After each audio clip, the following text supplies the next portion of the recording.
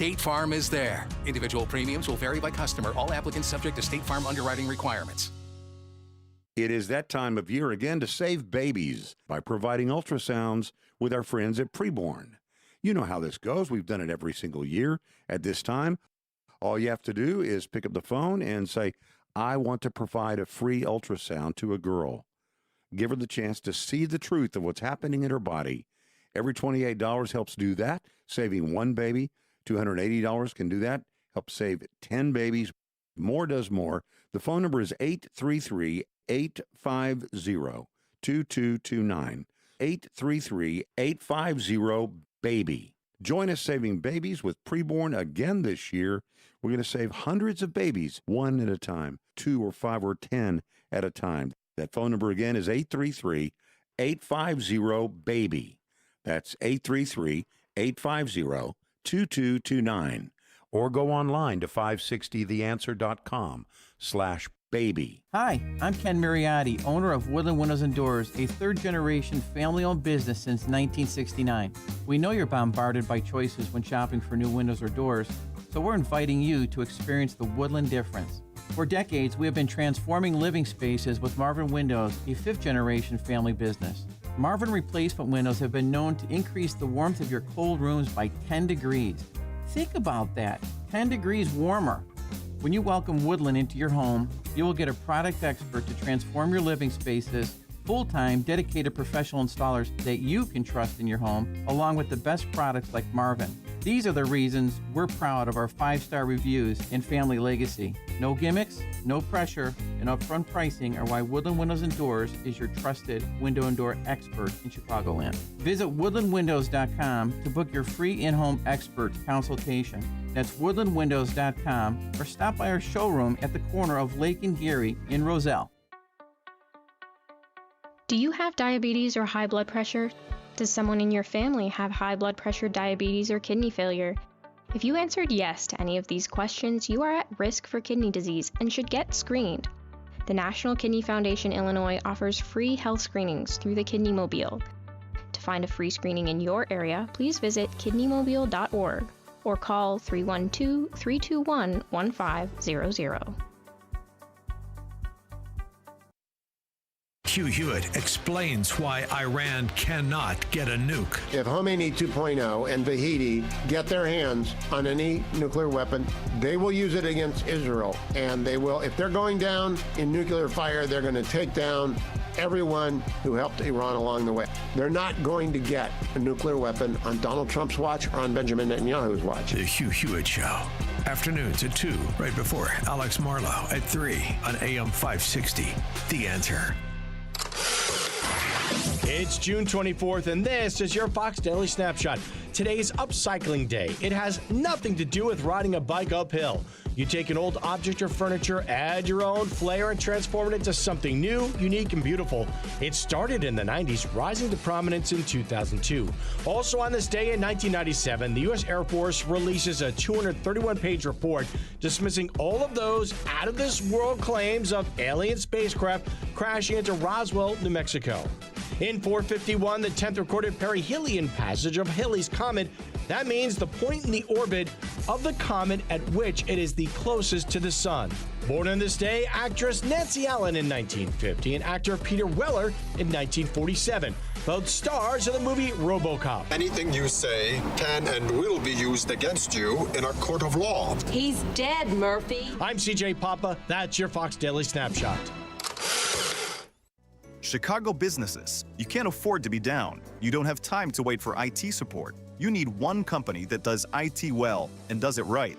Meet Access One, your local Chicagoland IT experts. Access One has been powering Chicago businesses with secure, reliable IT solutions for over 30 years from our headquarters right here in the West Loop. Whether it's VoIP phones, dedicated internet, managed cybersecurity, cloud backups, or 24/7 support, Access One is here for you. Chicago-owned, Chicago-run, and serving thousands of companies from Naperville to the North Shore. Access One is the trusted IT partner for law firms, clinics, tech startups to manufacturers. Rated top 5% in customer satisfaction protection, and a Better Business Bureau A+ rated business. Access One is your one vendor for everything tech. Let's talk. Call 800-654-1555 or visit accessoneinc.com. That's accessoneinc.com. Tech made personal, locally.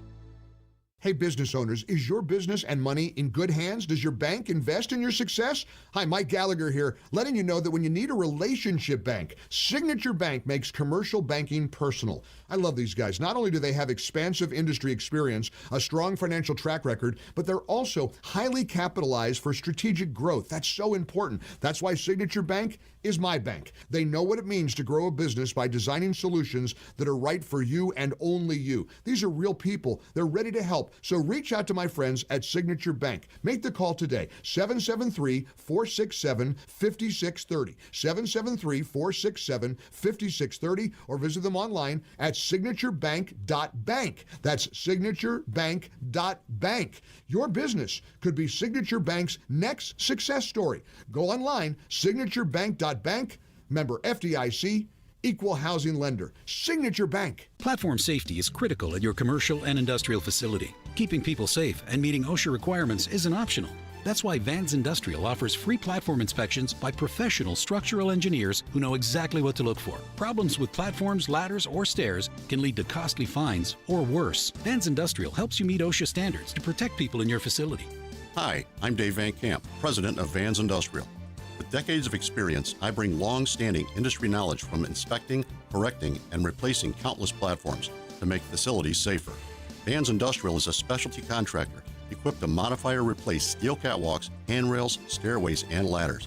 Our union building trades professionals fabricate and install high-quality steel systems that create safer work environments. Call 833-VANS-IND for a free platform inspection by professional structural engineers. See what else we can do for you. Visit vansindustrial.com. That's VANS Industrial.com. 4th of July savings are happening now at the Home Depot with select appliances starting at $398.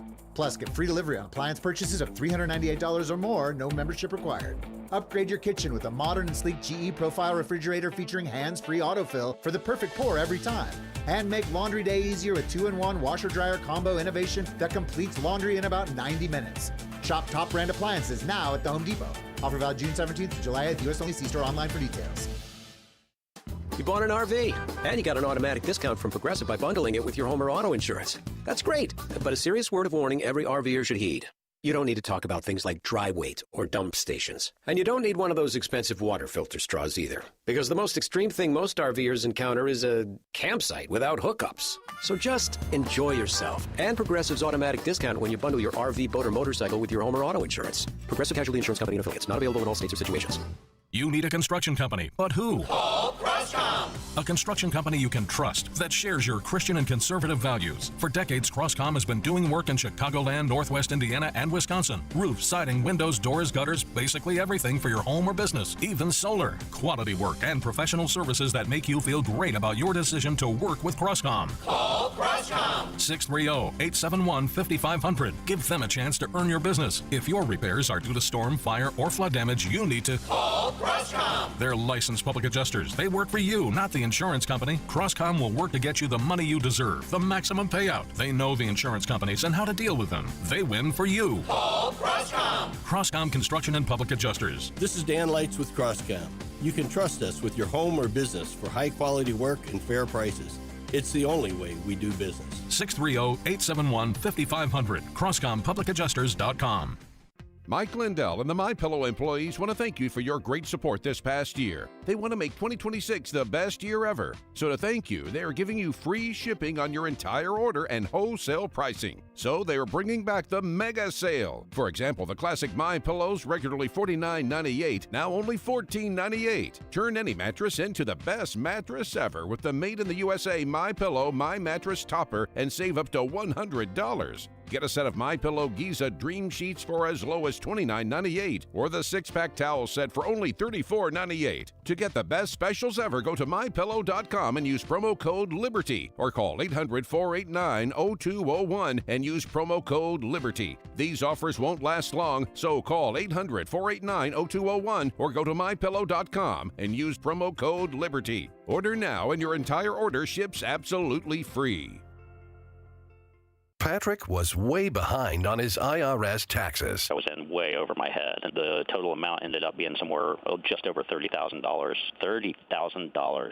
Then the IRS came to collect. Started getting letter after letter. A lien had been filed against me, and they were going to basically hang me completely out to dry. He had to do something. That's when I reached out to Optima Tax Relief. Patrick's life quickly got a lot easier. It was very easy, pretty much hands off. They picked up the ball and ran with it. And how'd it go? I couldn't believe it. I had to ask 2 or 3 times. I saved an incredible amount of money. How does Patrick feel about Optima? Couldn't be happier. They definitely helped me. Optima Tax Relief, the best place to call. They're the best in the business. Do what Patrick did and call Optima Tax Relief for a free consultation. Call 800-965-1433. 800-965-1433. 800-965-1433. Optima Tax Relief. Testimonial from an actual client. Some restrictions apply. For complete details, please visit OptimaTaxRelief.com. I'm Gary Carr, retired homicide detective and the owner of Illinois Concealed Carry Training in Midlothian. For 10 years, we've helped more than 20,000 students become safe, responsible, and confident firearm owners. If you're looking to get your Illinois Concealed Carry license or need to renew, now is the perfect time.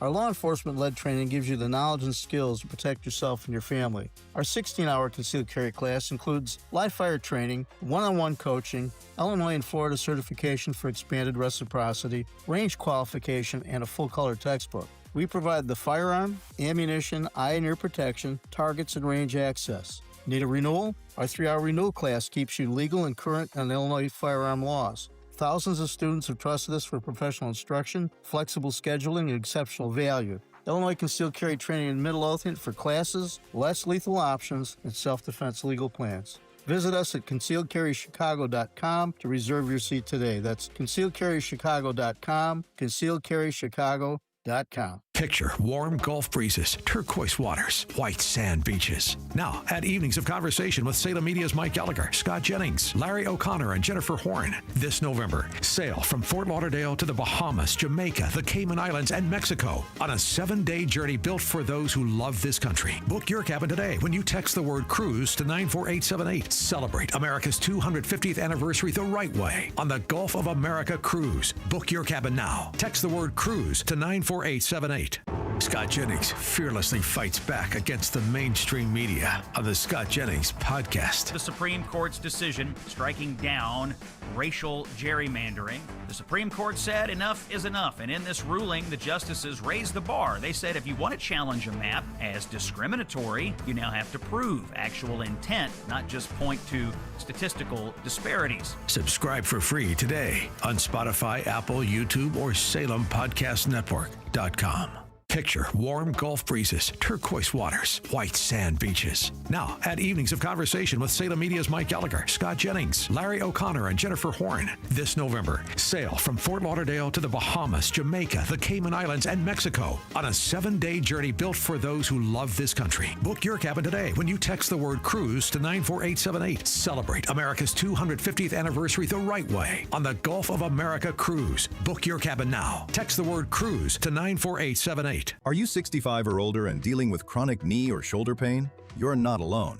At the Joint Relief Institute, we've helped thousands find real relief without surgery. Our non-surgical, FDA-approved treatment uses hyaluronic gel that acts like a cushion between the bones in your knee. As we age, the cushion naturally wears down, causing painful grinding and popping. But our gel restores that cushion, allowing your knee to move smoothly again. Ready to stop the pain and get back to doing what you love? Call the Joint Relief Institute at 708-315-6800. Again, that's 708-315-6800. Move better, live better with JRI. Move better and live better with JRI. Contact the Joint Relief Institute today and get back to doing what you love. Call 708-315-6800 or visit jointreliefinstitute.com. Locations in Glenview, Oakbrook, and Orland Park. Call 708-315-6800. Medicare and most private insurance plans accepted. Reclaim your mobility with the Joint Relief Institute.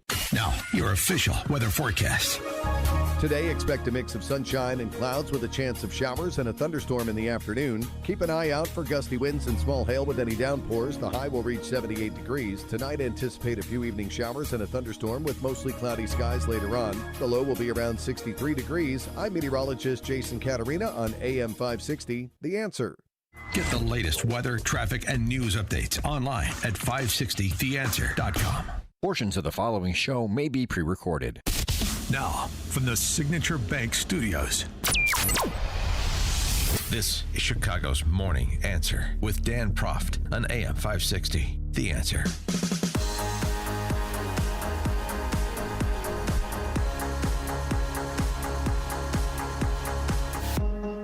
Top of the morning, Dan Proft here. So any questions about the direction of that neo-Marxist party that I'm always carrying on about after those New York primary results yesterday, where, New York, Mamdanistan, as Leo Leibowitz, our friend, calls it now.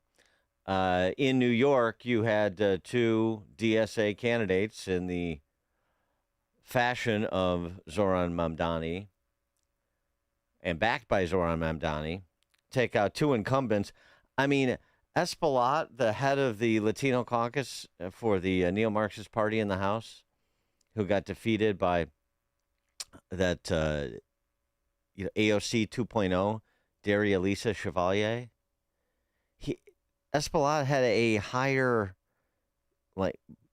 progressive score than AOC, but that wasn't good enough because he wasn't, properly revolutionary, and he wasn't openly Islamist, and he wasn't part of organizations dedicated, literally, quote, to the destruction of Western civilization, like Miss Chevalier.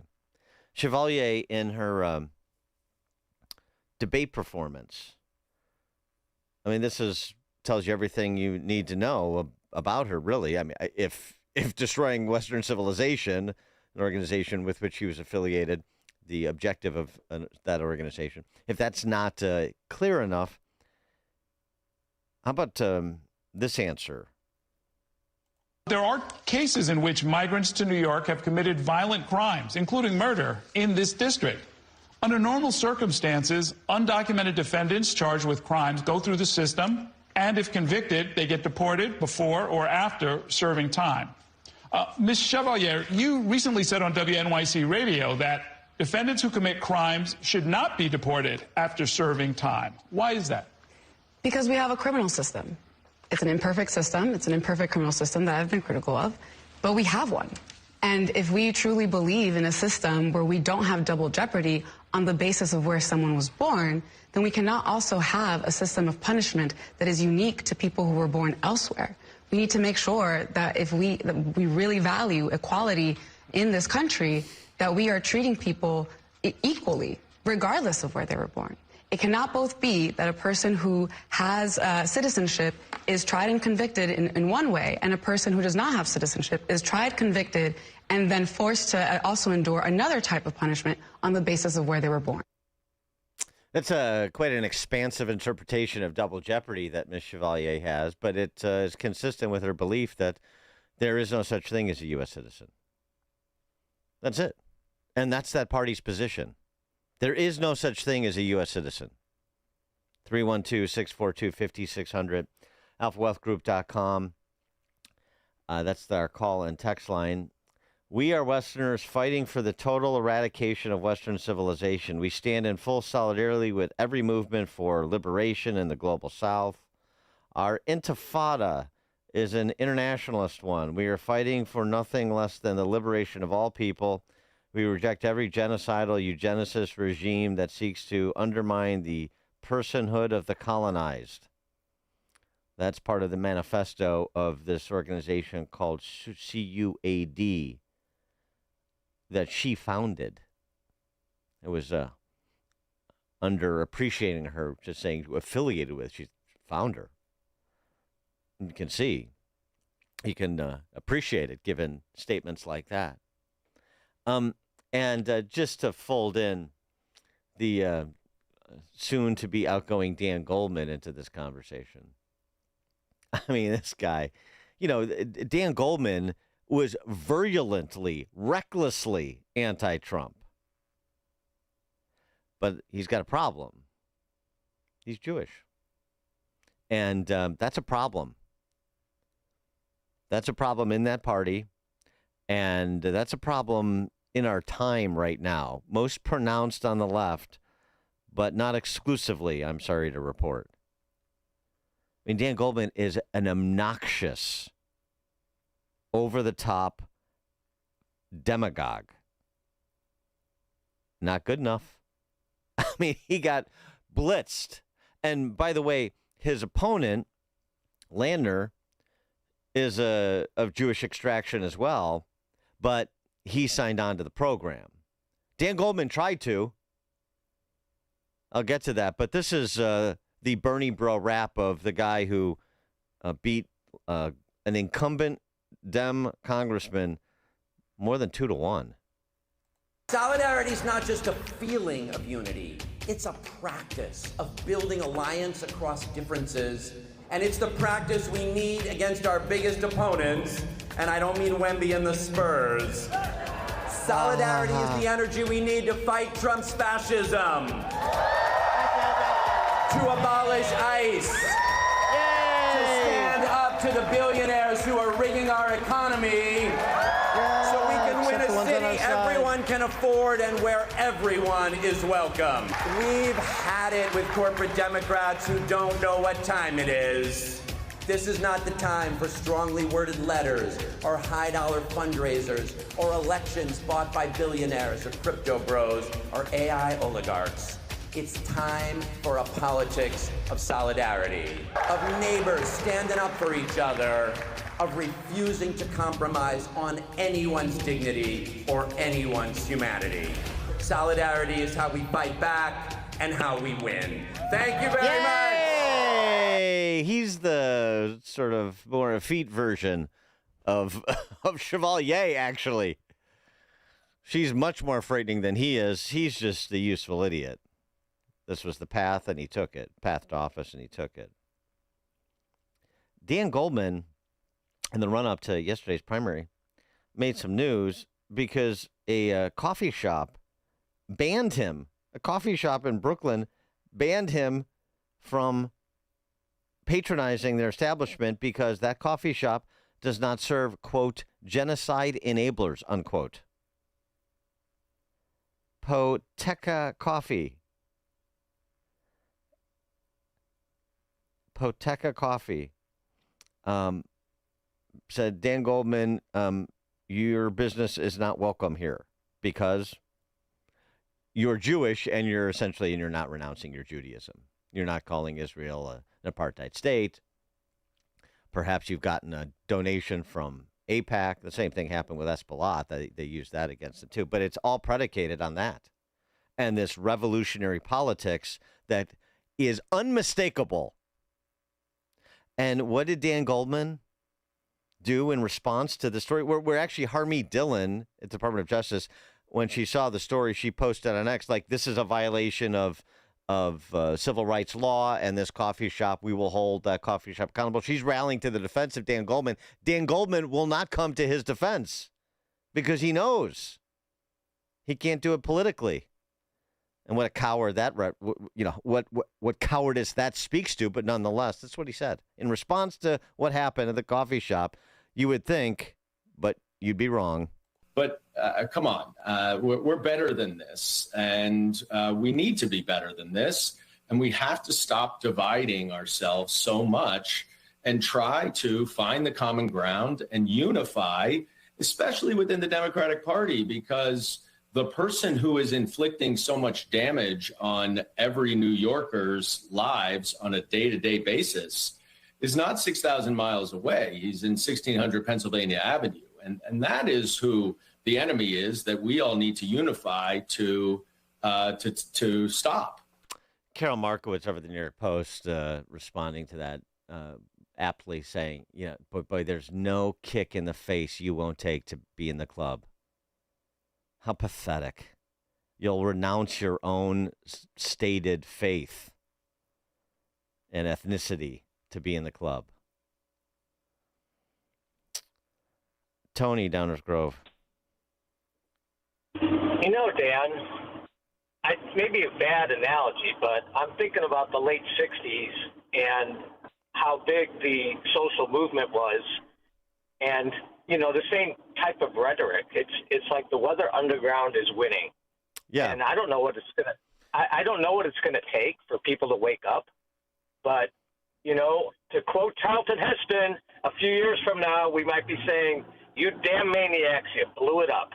And that's about our Constitution. Thanks for the call, Tony. Well, it's one thing for the weathermen to wind up on college campuses. That seems fitting given what's happened to higher education over the last 60 years.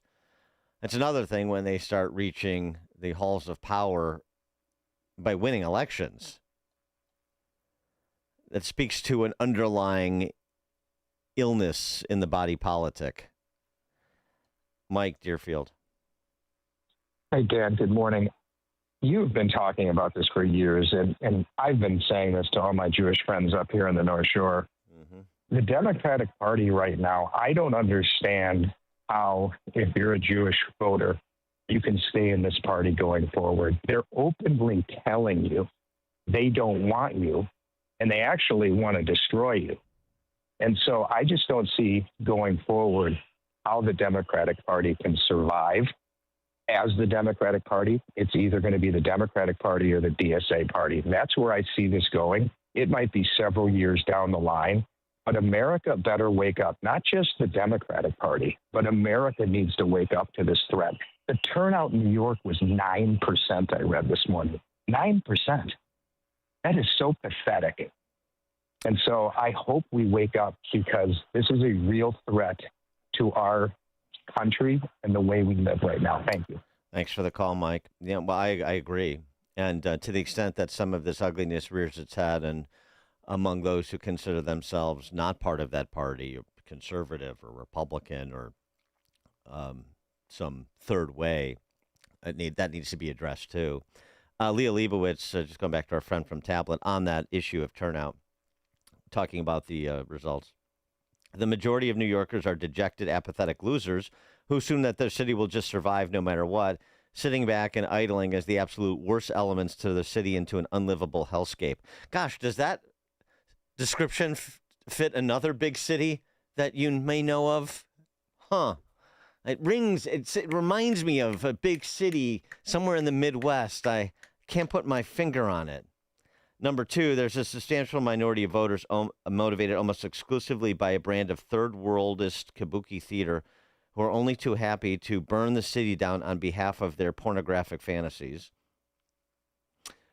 Number three, Jews, Republicans, and other groups who ought to have been much, much better at motivating the silent majority are a complete catastrophe, despite ample resources and golden opportunities at organizing voters. As I mentioned, either way, New York is now full-blown Mandamiistan. Yeah,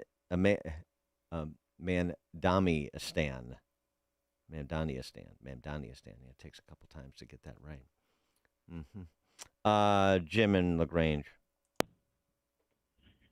Hey, Dan. Yeah, Tip O'Neill is spinning hard in his grave today. But, the real situation here, and you've been talking about it for over 10 years, is that all of these crazies started out by being voted in as a library board member, and they have progressively moved up the ladder to now where they're running states and they have national prominence. What's going to happen, and you've talked about this too, Dan, states are going to become bluer than blue, and red states are just going to become more red, and we're going to have a more bisected America. So anyway, thanks. Have a great day. Thanks for the call, Jim. Now we turn it over to Mike for the headlines. 5:34 in Chicago, 61 degrees in the QC Kinetics newsroom. The first round of the NBA draft is in the books.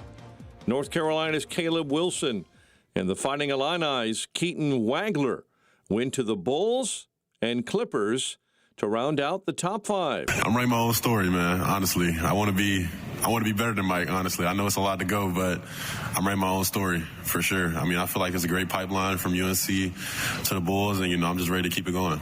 The Bulls took Dalen Swain with the 15th pick in the first round as well. The swing guard spending time with Xavier in Texas, finishing last season with the Longhorns averaging about 17 a game. Democrats, Socialists, the big winners in New York's primary elections. Candidates endorsed by New York City Mayor Zohran Mamdani, including progressive challenger Brad Lander, who has accused Israel of committing what he called genocide in Gaza. The Senate has passed the War Powers Resolution on Iran, marking the first time both chambers of Congress approve such a measure. On this motion, the yeas are 50, the nays are 48. The concurrent motion is agreed to. Passage is mostly symbolic because it does not carry the force of law. Lake Michigan's choppy water conditions still deemed too dangerous Tuesday afternoon to resume the search for a teen boy presumed to have drowned near the Michigan City Lighthouse Pier on Monday evening. It is not safe with the conditions that are out there, and it's just kind of monitoring it minute by minute to see if it will improve. Indiana DNR officer Alex Neal, the victim believed to be a 13-year-old boy from Michigan City. The Justice Department charged 19 Illinoisans, 3 of them from Chicago, with various healthcare fraud schemes, part of a large-scale investigation that was rolled out on Tuesday. In one case, Daniel Robinson from Palos Park is accused of defrauding Illinois Medicaid through filing false claims for behavioral counseling and therapy through ODA Solutions, an Oak Lawn methadone clinic that has billed Medicaid more than $95 million, has been paid about $75 million. Robinson then moved $45 million in fraudulent proceeds to several accounts, buying luxury cars and a yacht. Chicago Mayor Brandon Johnson weighed in Tuesday on a proposal to create a Department of Gun Violence Prevention for the city. This particular advocacy group has been calling for such an office to exist through multiple administrations, and we're going to continue to hear how the work that we're doing to drive violence down can work in coordination with the vision that this organization and organizing apparatus has. And a Glendale Heights man is accused of shooting a gun through a wall, wounding a sleeping person in the next room. It happened yesterday morning. Fernando Cardoso has been charged with reckless discharge of a firearm. A hockey blockbuster ahead of the NHL draft, the Blackhawks making moves.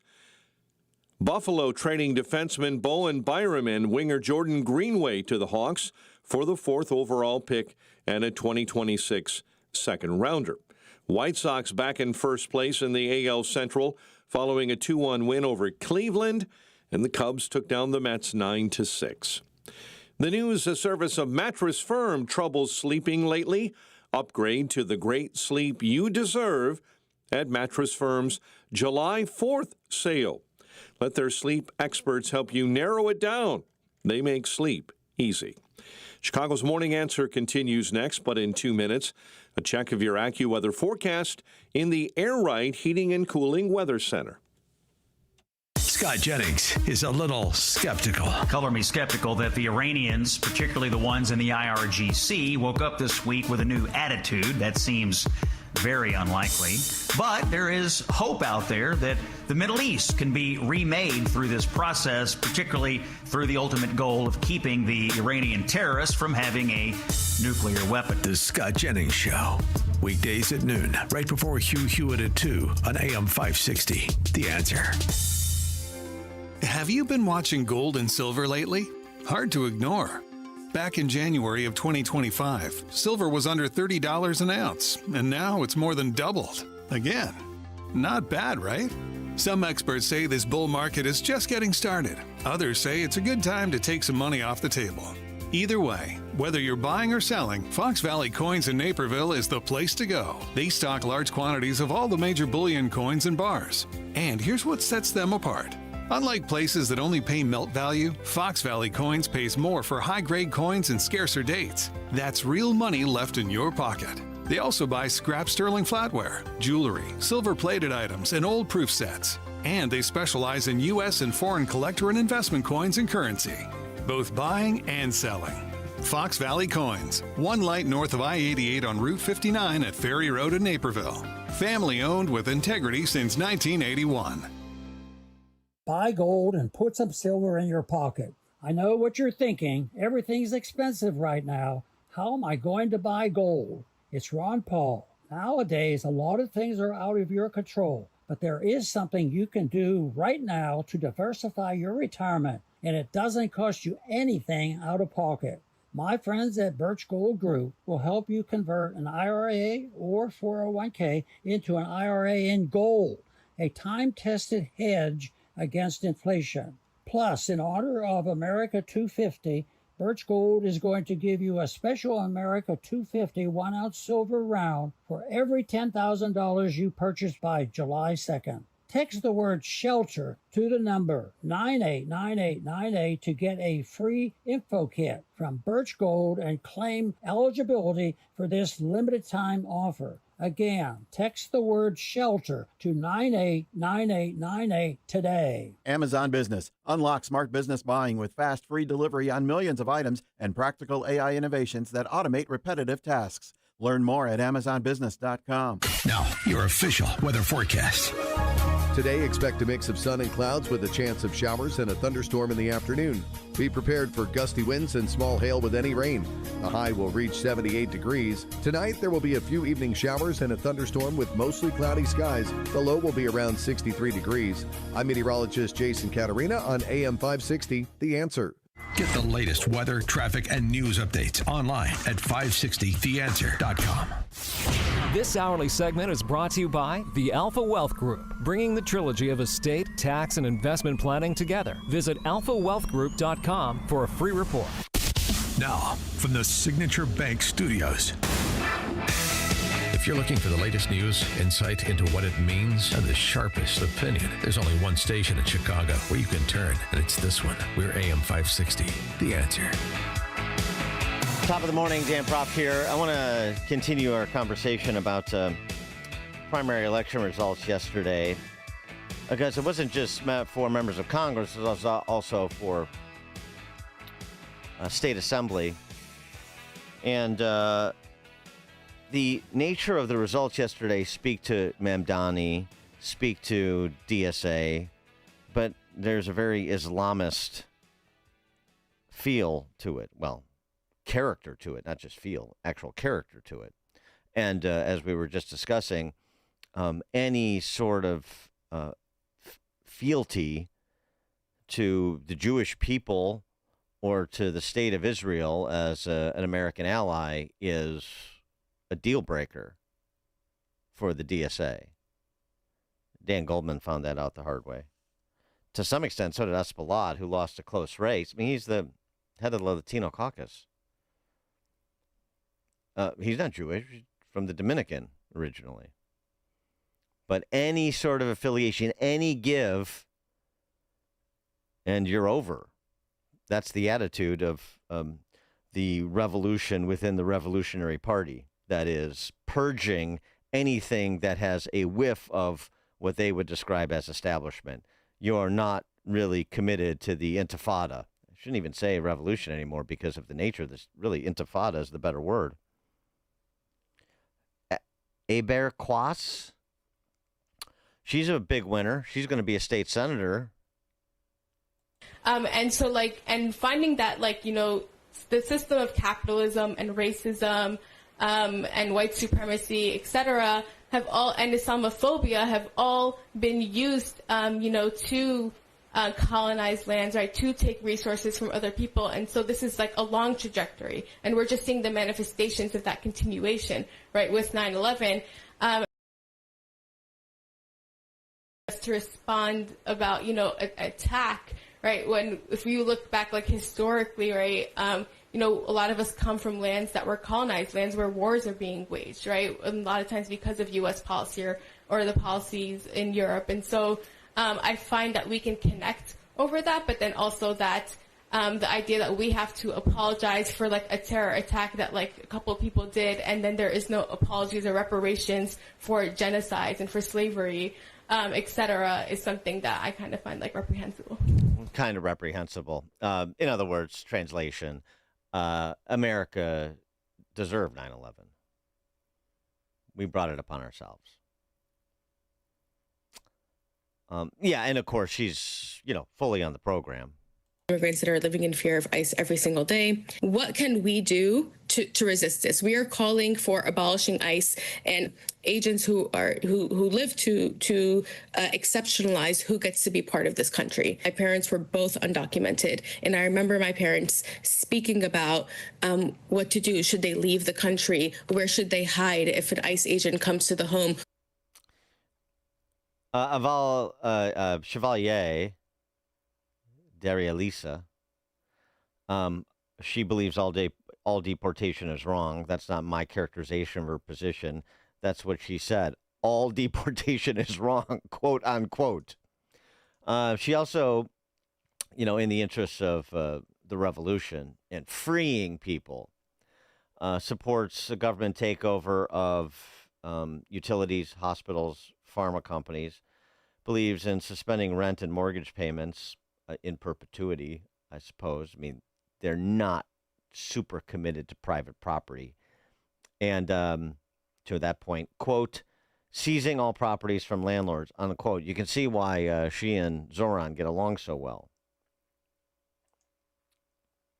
312-642-5600, alphawealthgroup.com, call and text line. And the voters, I mean, the turnout that Mike from Deerfield mentioned, it's true, but the voters who are turning out are people like this DEI exec from J.P. Morgan Chase, this woman, quite Zoftig, who was, some, identitarian hire.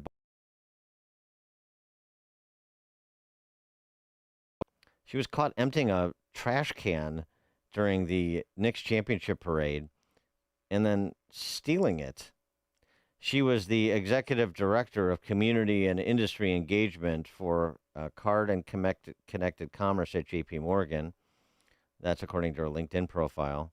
She was formerly served as executive director of DEI, and now she's been separated from her position because she brought shame upon the institution. And so you have to protect the shield, even if there is much ugliness that is occurring behind the shield. And that's been the story of corporate America, falling for these revolutionaries and underwriting them in fits and starts. I mean, not with the same commitment of a Soros or a Neville Singham, but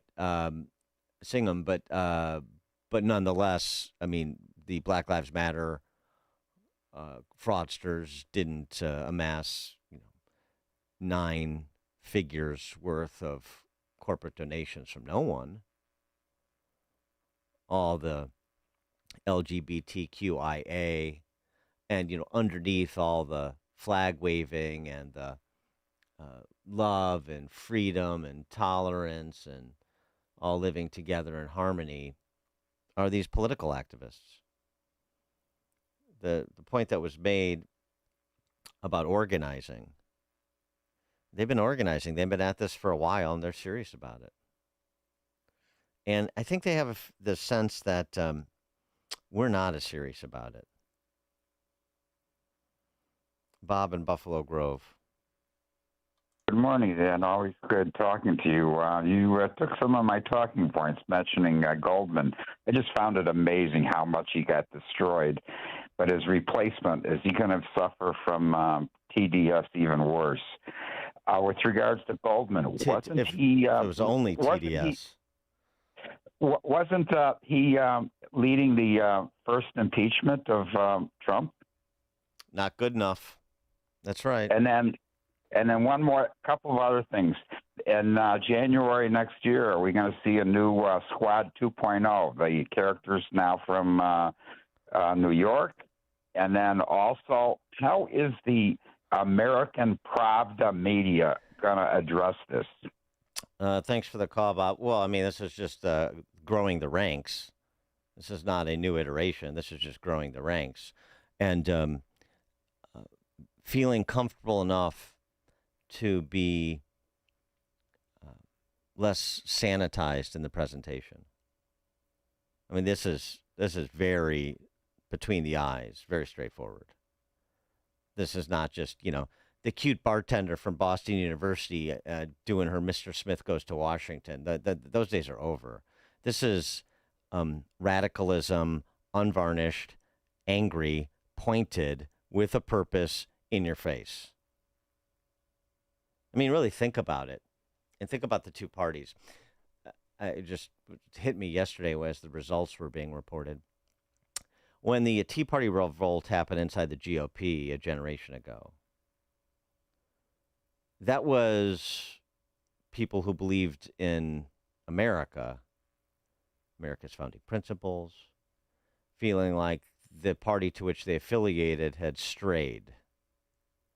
It was a restoration project for the party, for the country by way of the party, deposing tax hiking, profligate spending, big government Republicans for fiscal conservatives who embraced America's founding principles. With this Bernie Bros revolt going on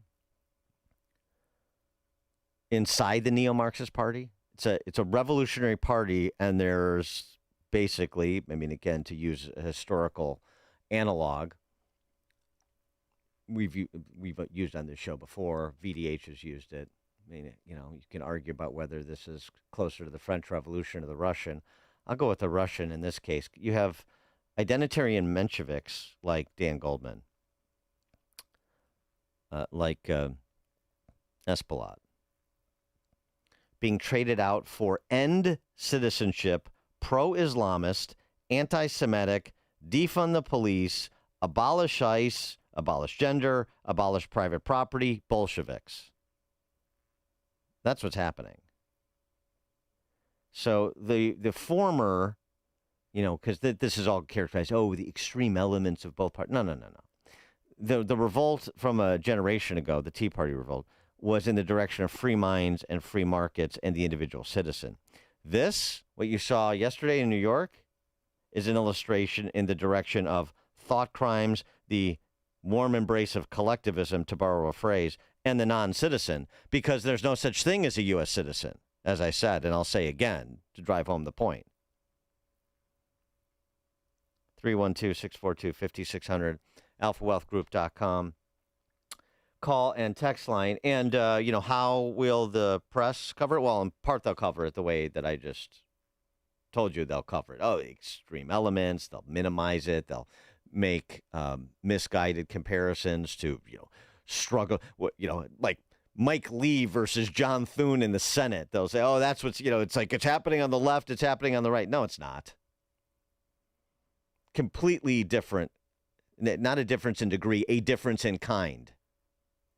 Completely different.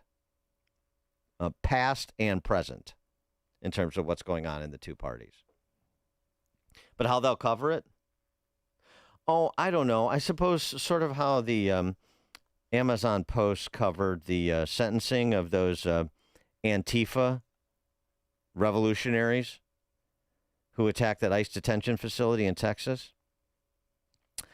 Breaking news, federal judge in Texas gave 8 members of an alleged Antifa cell prison sentences as long as 100 years for their roles last summer in a protest that turned violent outside an ICE facility. Oh, it was a protest. It was a protest that slipped into violence. They brought rifles and explosives to an ICE facility and opened fire on police officers. They were just there to peacefully protest, and something happened. 8 defendants convicted in the Prairieland ICE Detention Center attack case will be sentenced today in federal court in Fort Worth. So far, only 3 have learned their fates. Benjamin Song was sentenced to 100 years in prison. Cameron Arnold and Zachary Evans were both sentenced to 50 years. It comes more than 3 months after a federal jury found the group guilty following a 12-day trial stemming from an incident last July 4th outside the detention center in Alvarado. 8 defendants were convicted of charges including rioting, providing material support to terrorists, and explosives-related offenses. Benjamin Song was also convicted of attempted murder in the shooting of an Alvarado police lieutenant. The others face possible sentences ranging from 10 years to life. A protest that slipped into violence. So how will the D.C. press corps cover this? Well, they'll run interference for who is ever ascendant on the left. And who's ascendant on the left? Let me repeat. The end citizenship, pro-Islamist, anti-Semitic, defund the police, abolish ICE, abolish gender, abolish private property Bolsheviks. That's who. Roger DeKalb. Hey, Dan, this is a scenario that's replaying over and over again in my life. The Democrats and the Republicans ceded education to the Democrats in the 60s, and since the 70s, university have been full-blown commie out here at NIU. I knew people it started in the humanities and literature and history. And by the late 70s, they were full-blown communists teaching in those. So they changed the education. They changed the history. They changed what people read.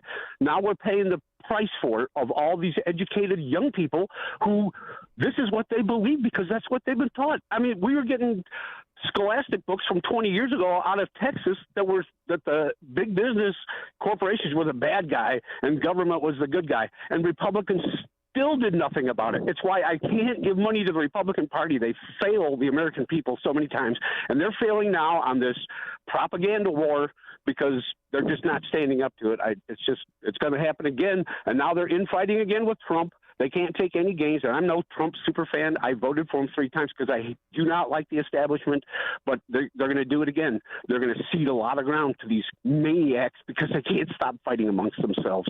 Have a good day. Thanks, Roger. Hear about the big stories of the day, then talk about them right here on Chicago's Morning Answer on AM 560. The Answer. Sign up for the AM 560 Answer Advantage to get early alerts on event ticket sales, special discounts, and contest opportunities. Sign up today at 560theanswer.com/advantage.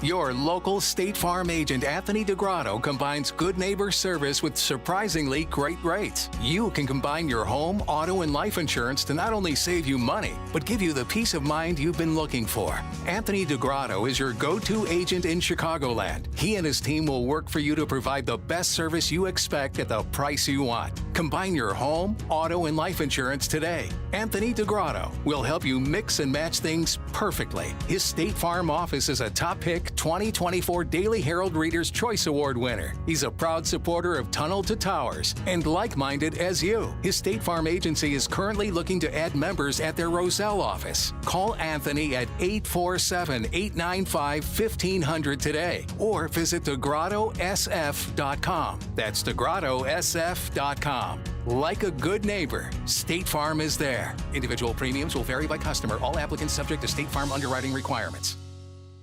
You need a construction company, but who? Call Croscom. A construction company you can trust that shares your Christian and conservative values. For decades, Croscom has been doing work in Chicagoland, Northwest Indiana, and Wisconsin. Roofs, siding, windows, doors, gutters, basically everything for your home or business, even solar. Quality work and professional services that make you feel great about your decision to work with Croscom. Call Croscom. 630-871-5500. Give them a chance to earn your business. If your repairs are due to storm, fire, or flood damage, you need to call Croscom. They're licensed public adjusters. They work for you, not the insurance company. Croscom will work to get you the money you deserve, the maximum payout. They know the insurance companies and how to deal with them. They win for you. Call Croscom. Croscom Construction and Public Adjusters. This is Dan Lights with Croscom.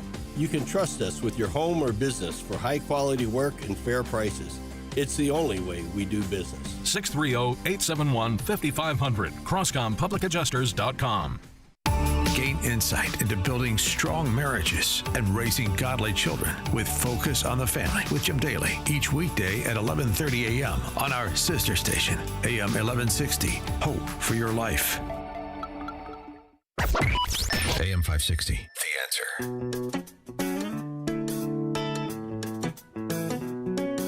Speaking of, our newfound partners in peace, the mullahs in Tehran, the Islamists. Speaking of the Islamists, are we going to have nuclear inspections? Is that agreed to or is that not agreed to? Trump chimed in on that. He also addressed the situation in his rally in Pennsylvania yesterday. We'll start there at 6:06. It is now 6 o'clock on AM 560 WIND Chicago. Socialists unite in New York City. I'm Dave Anthony, Fox News. Voters picked 3 of them in Democratic primaries for Congress. Solidarity is the force that we need to vanquish Trump's fascism.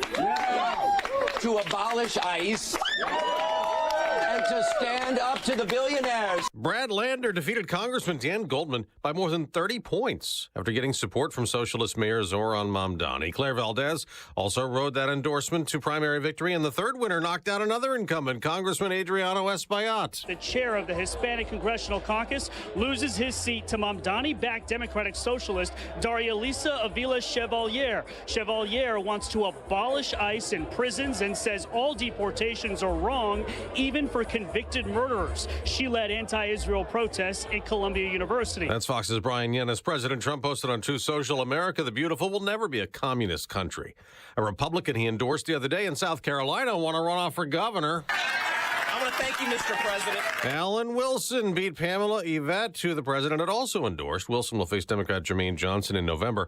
In another Truth post, President Trump demanded oil companies stop gouging us at the pump, demanding gas prices fall as fast as oil prices have after the deal with Iran reopened shipping in the Strait of Hormuz.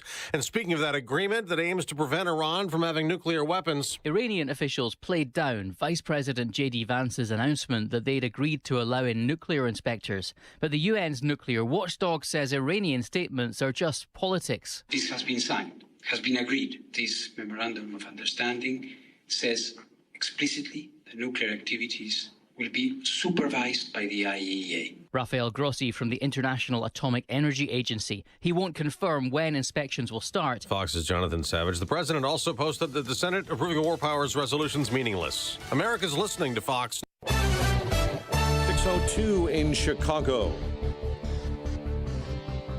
I'm Mike Scott in the QC Kinetics newsroom. We'll see variable clouds and a couple of showers throughout the day with a high of 76.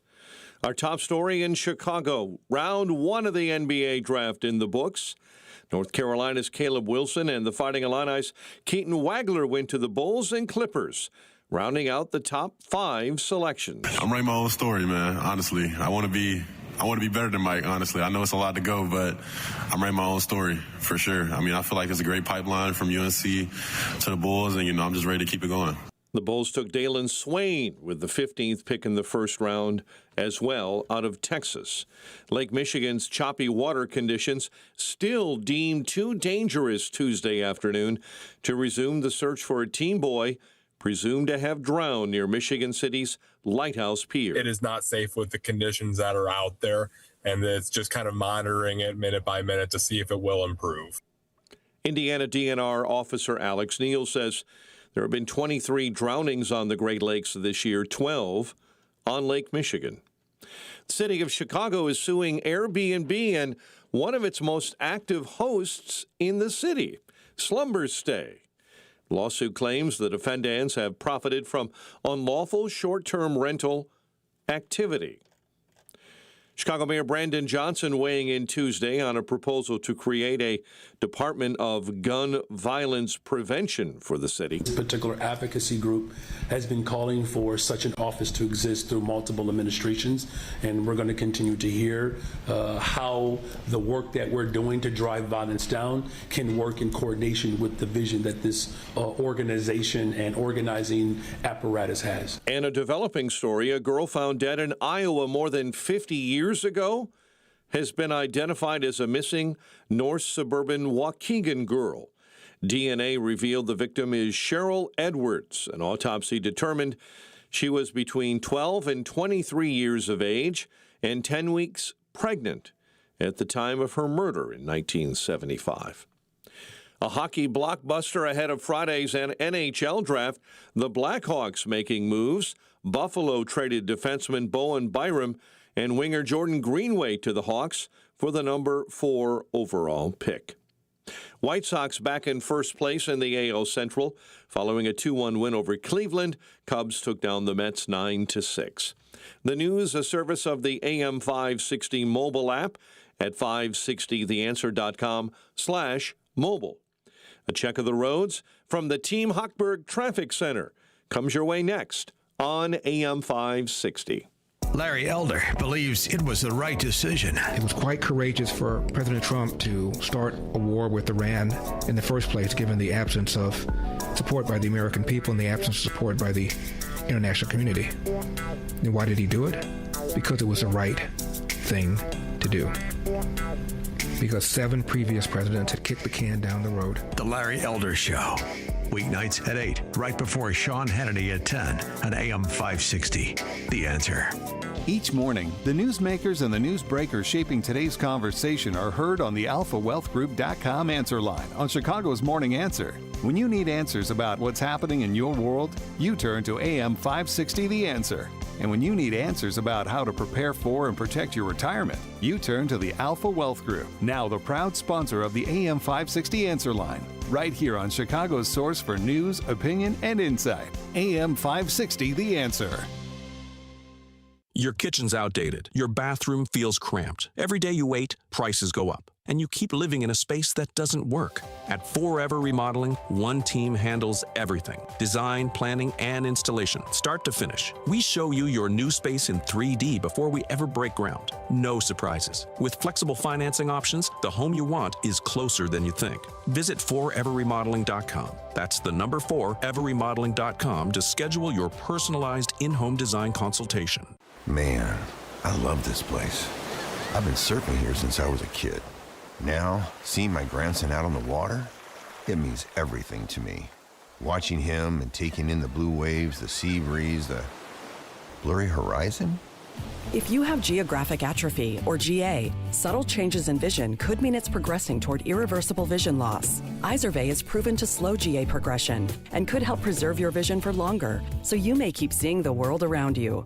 Izervay, or avacincaptad pegol, is an eye injection. Don't take it if you have an infection or active swelling in or around your eye. Izervay can cause eye infection, retinal detachment, or increased risk of wet AMD. Izervay may cause blood in the white of the eye, blurred vision, or a temporary increase in eye pressure. Do not drive or use machinery until vision has recovered after an eye injection or exam.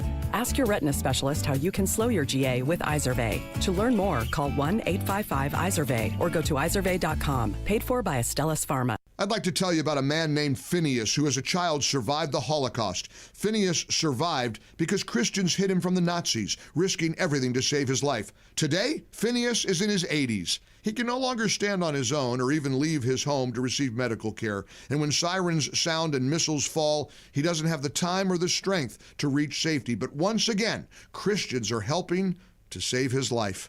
Through the International Fellowship of Christians and Jews, a mobile clinic brings doctors and medicine right to Phineas's doorstep, providing care that he otherwise would not receive, especially during a time of war. Phineas said, "Christians saved my life during the Holocaust, and now again, they are helping me." As Israel's Holocaust Remembrance Day approaches, remember these precious children of God by lifting them up in prayer, asking for his protection, his comfort, and his peace. Stand with Israel in prayer by visiting supportifcj.org. That's supportifcj.org.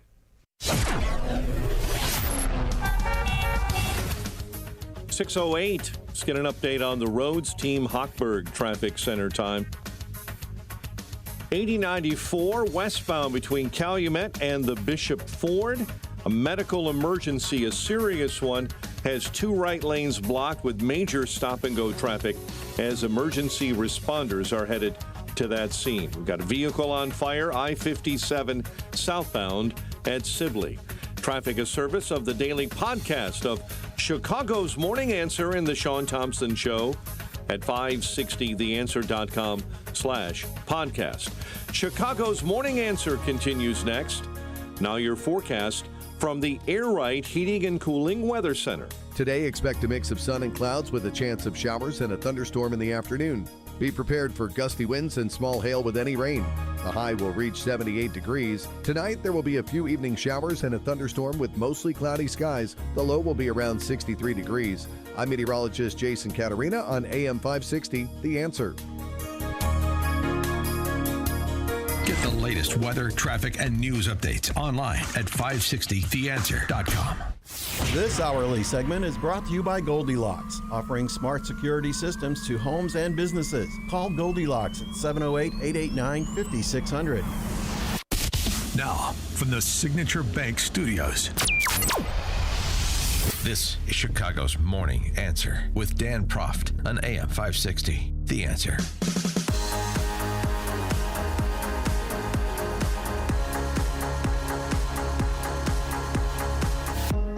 Top of the morning, Dan Proft here.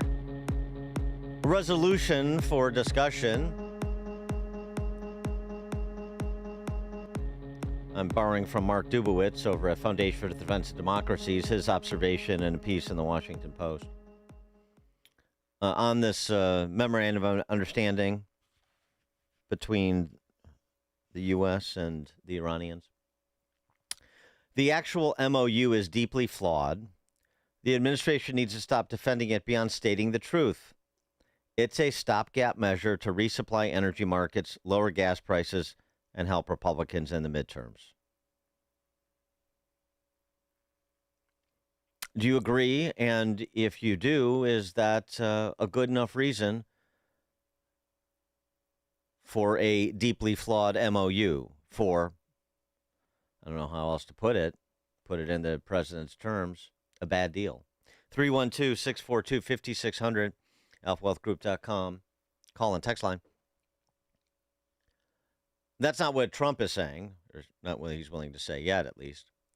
He's still focused on touting that the strait is open and the Iranians will never have nuclear weapons. Never's a long time.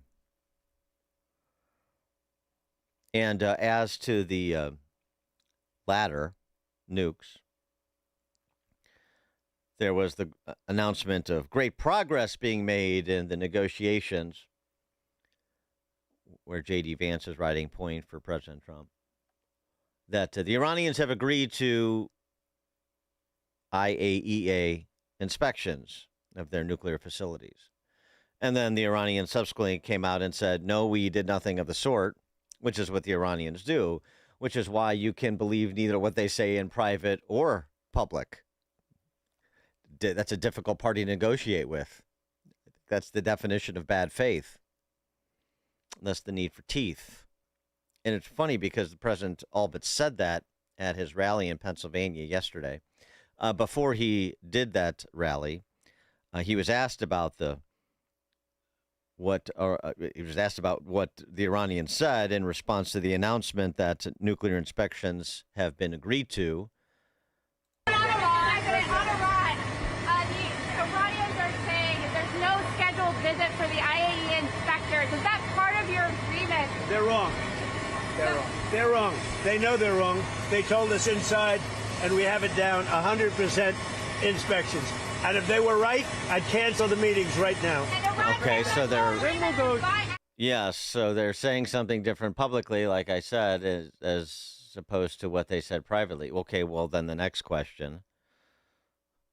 Well, then how can you believe either version of what they're committing to or not committing to? How can you believe what they say privately if you are saying what they're saying publicly is untrue? At the rally, Trump took out after Obama and all the cash and said this. Obama, have you heard of him? Have you heard of Barack Hussein Obama? None of them did anything. Obama gave them $1.7 billion in green cash. Remember, on a 747, they flew over piles of cash, $1.7 billion, gave them hundreds of billions of dollars, and thought they could bribe them into peace. No, the only thing they understand is what these guys in the front row understand, is the hammer. Because if you look at what we did to their nuclear capacity with those beautiful B-2 bombers, that was truly a hammer. In fact, we named it a hammer, Operation Hammer. But our economy is ready to soar to levels the world has not seen before. I believe that, David. I think it's going to levels that... So if the only thing they understand is the hammer, then if I can use a different metaphor, then why are we providing so many carrots up front and no sticks? The hammer was used, Operation Midnight Hammer, last June, Operation Epic Fury over the last 3 months. But that's not what's being used at the negotiating table. Is it? 312-642-5600. Again, the resolution for consideration, and you can take it wherever you want, The actual MOU is deeply flawed. The administration needs to stop defending it beyond stating the truth. It's a stopgap measure to resupply energy markets, lower gas prices, and help Republicans in the midterms. Mark Dubowitz, Foundation Defense of Democracy. Is that a fair read on what's occurring, what this deal really is, the intention of it? And is that good enough? Chris in Rogers Park on Chicago's Morning Answer. Yeah, I actually totally agree with it. And I think they need to defend it, but they need to defend it a lot better. Because the key to it is they don't get anything. They don't get the 300 unless they behave. So this is just a way to try to control the situation in the lowest way possible. If you go take over the strait and one guy dies, that is going to hurt you a lot more than some $300 billion that nobody cares what the hell they're spending in Washington anyway. So that's Trump's calculation. Unfortunately for me, the thing that scares me a little bit about this, Dan, is I thought that Trump did this because he was extremely confident that they were going to get the people to rise up or something. So either he did this because of that and he was just wrong, and that's kind of too bad, and now he's got to make the best low-cost decisions going forward, or he did this because they really were close to doing something crazy. And that's the scary part, because what I would be saying if I was Iran, they're a suicidal regime. They probably say, you keep hitting us, we're going to be the ones to destroy the infrastructure. Whenever he made that threat about destroying infrastructure, that's what Iran, that's their real leverage, is they're just going to destroy the hell out of the infrastructure out there. And then Trump will be Herbert Hoover. So this is either a huge mistake or he knew something that was really scary and he's doing the right thing. And it's just tremendous if that's the case. But it's worrisome. Thanks for the call, Chris. I think he knew something that was highly concerning and is known for a while. And he acted appropriately last June and, this spring into summer. And that, Iran was pursuing a nuclear program. They were nearing weapons grade enriched uranium. And that presents a problem for the region and the world. And as was argued, if they were to obtain nuclear weapons, then essentially further insulates them from accountability. Now we found out, at least at present, if they, quote unquote, close the Strait of Hormuz, that insulates them from accountability too, which is a problem. And so I suppose I was thinking about this yesterday. I suppose I agree with Dubowitz that this MOU is deeply flawed, and the approach and the communication choices of the administration, most notably Vance, but not limited to Vance, have been subpar, to be generous. But it was maybe an overreach on Trump's part. I mean, the military, again, the idea that you didn't know Iran's response was going to be to try to close the strait, that just flies in the face of nearly 5 decades of wargaming by the U.S. military. And there is institutional knowledge there. This was not, by any account, a surprise what the Iranians did in response. So how could that have not been gamed out? What are we going to do if this inevitably occurs? Maybe we get lucky. Maybe we decapitate the regime. It is unable to respond as it potentially would want to. Maybe there is this organic revolt that occurs, and the country is thrown into temporary chaos, and we try to facilitate the most palatable next-gen leadership of that country. Those things didn't exactly happen. But you had to have this thought out. Because otherwise, why didn't you just do this spring into summer what you did last June? Which is hit them in such a way as to do what was accomplished, take out their military assets, many of them, their Air Force, their Navy, and push the capacity of their industrial base back a decade and call it a day. That's all we wanted to do. We're going to stop them. And if this is perceived as playing whack-a-mole, then it's whack-a-mole. Fine. But at least we stopped them. And, I've held up my end of the deal. We didn't want to make the larger commitment. We're not in the business of regime change. There are concerns about the closure of the Strait of Hormuz and what would be necessary to open it. I don't want to repeat any of the mistakes of previous administrations. And so it is limited in scope to that. But that's not what he chose to do. And so now we're here. Now what do you do? And the $300 billion in this sort of reconstruction fund, boy, this is complicated, but money is flowing to the Iranians now with the licensure they got to resume moving their oil. Miad Maleki, who's over at the Foundation of Defense Democracies, this is just good distillation here. This is just, here's what's happening, and then you can digest that and come to conclusions about what you think the administration should do, or if what they're doing is sensible.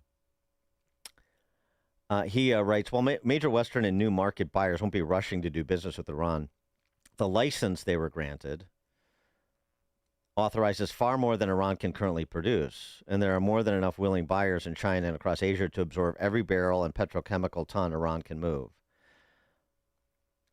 This GLX makes it cheaper, faster, and dollar denominated, the licensure. What the license theoretically unlocks, 67 barrels stranded in the Gulf worth between $8 and $9 billion in immediate floating inventory that can now legally move. And with dollar clearing now authorized, expect China to accelerate purchases aggressively. Chinese state refiners and teapots now have banking comfort they didn't have before, so expect a rapid storage top-off cycle before the August 21 expiration. In addition, restored exports at pre-war levels of 1.5 to 1.7 million barrels per day, 1.5 to 1.7 million barrels per day.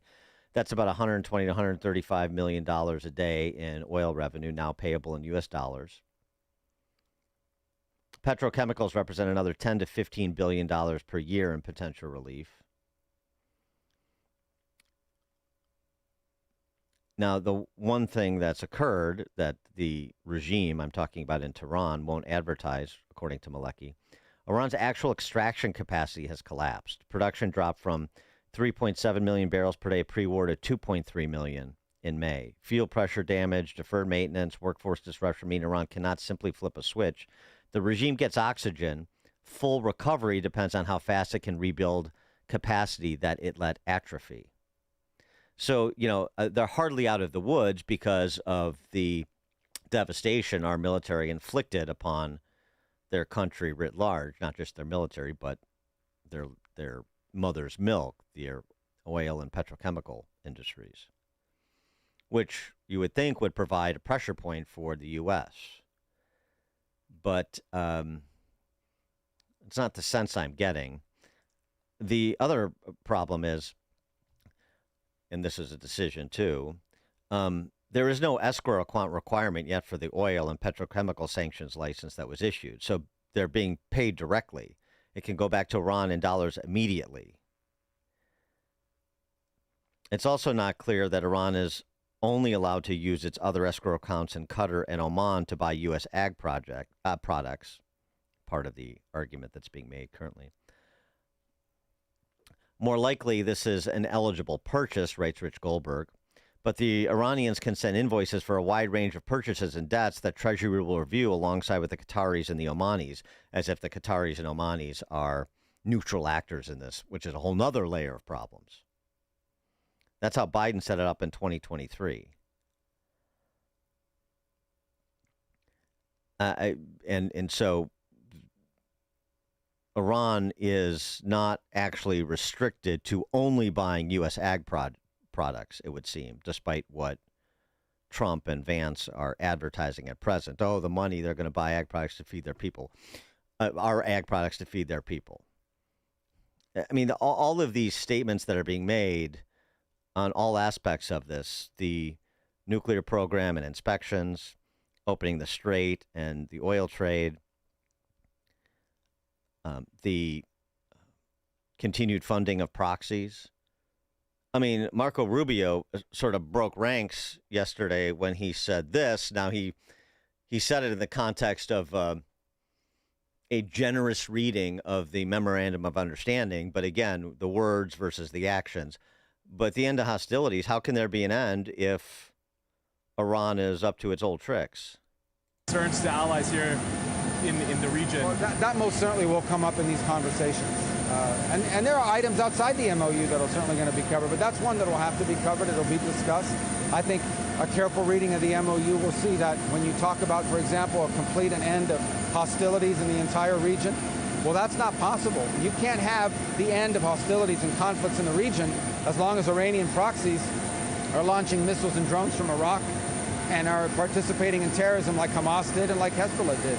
So I do think it's covered by the MOU, and it is an issue that will be gotten to at the appropriate time in these negotiations.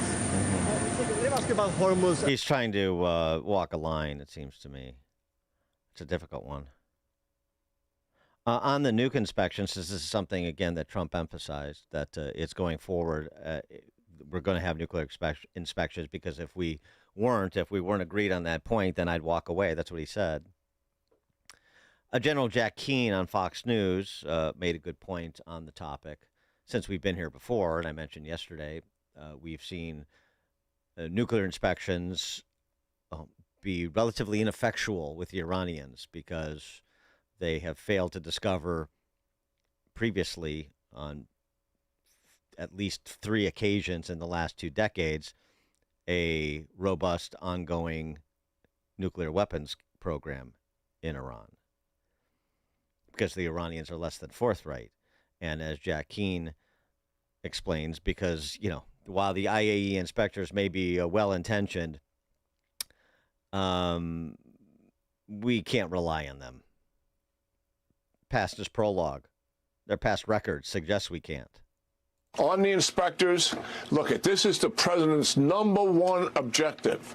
No enrichment, no capability to enrich, no moratorium, nothing in terms of a nuclear enterprise or even smells of it. That's kind of the path we're on in my language.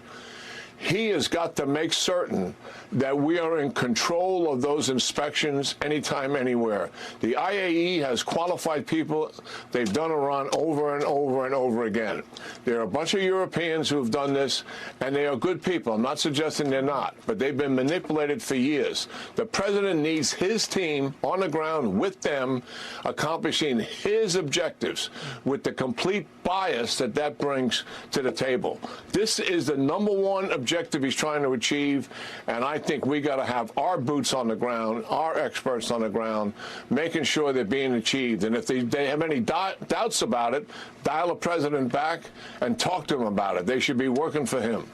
Yeah, text from 847 on the oil matter. Not enough has been said regarding Trump's comment the U.S. was down to 4 weeks of oil reserves. That's not what he said. And we're not down to 4 weeks of oil reserves.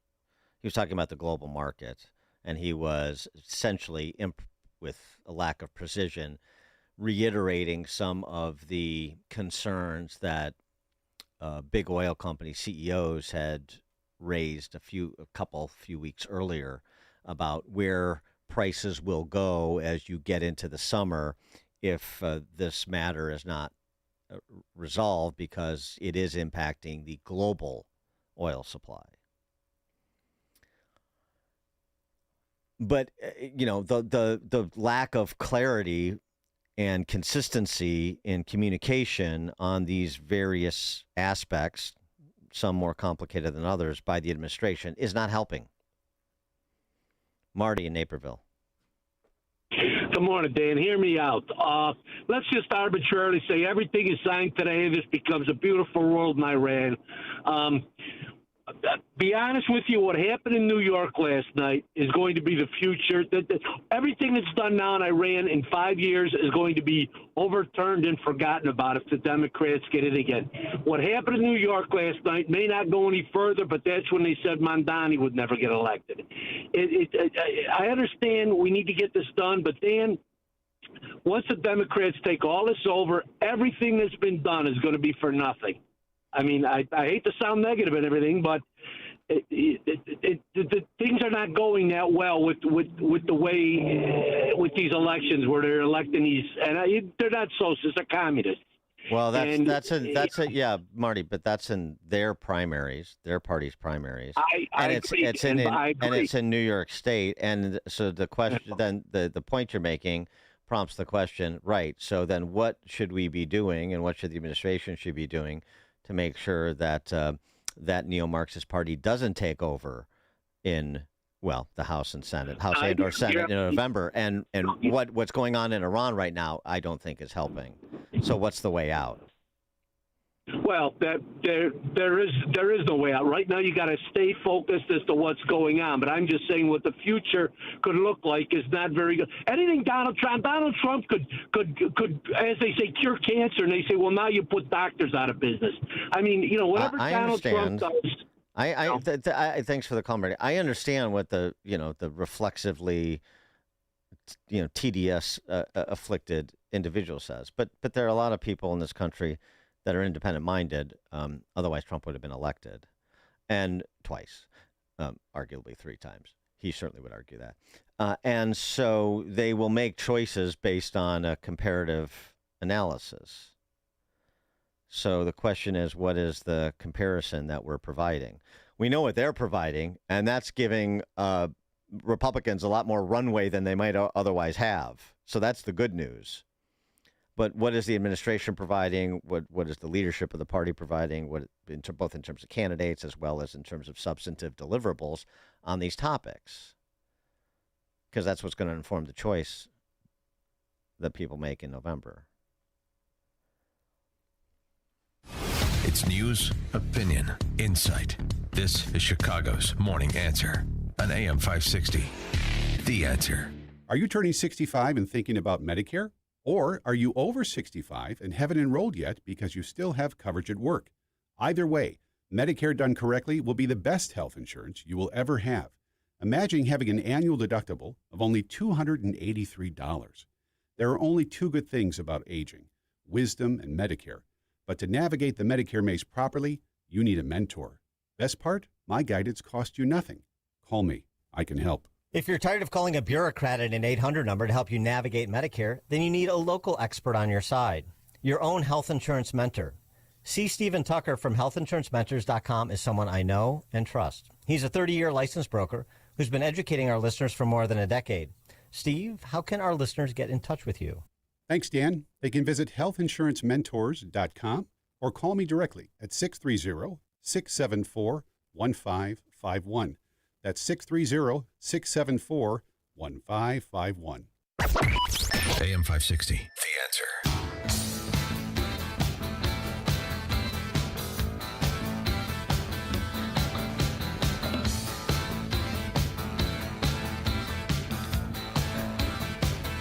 Coming up at 6:36, continue this conversation about the situation in Iran and tie it to the situation in New York.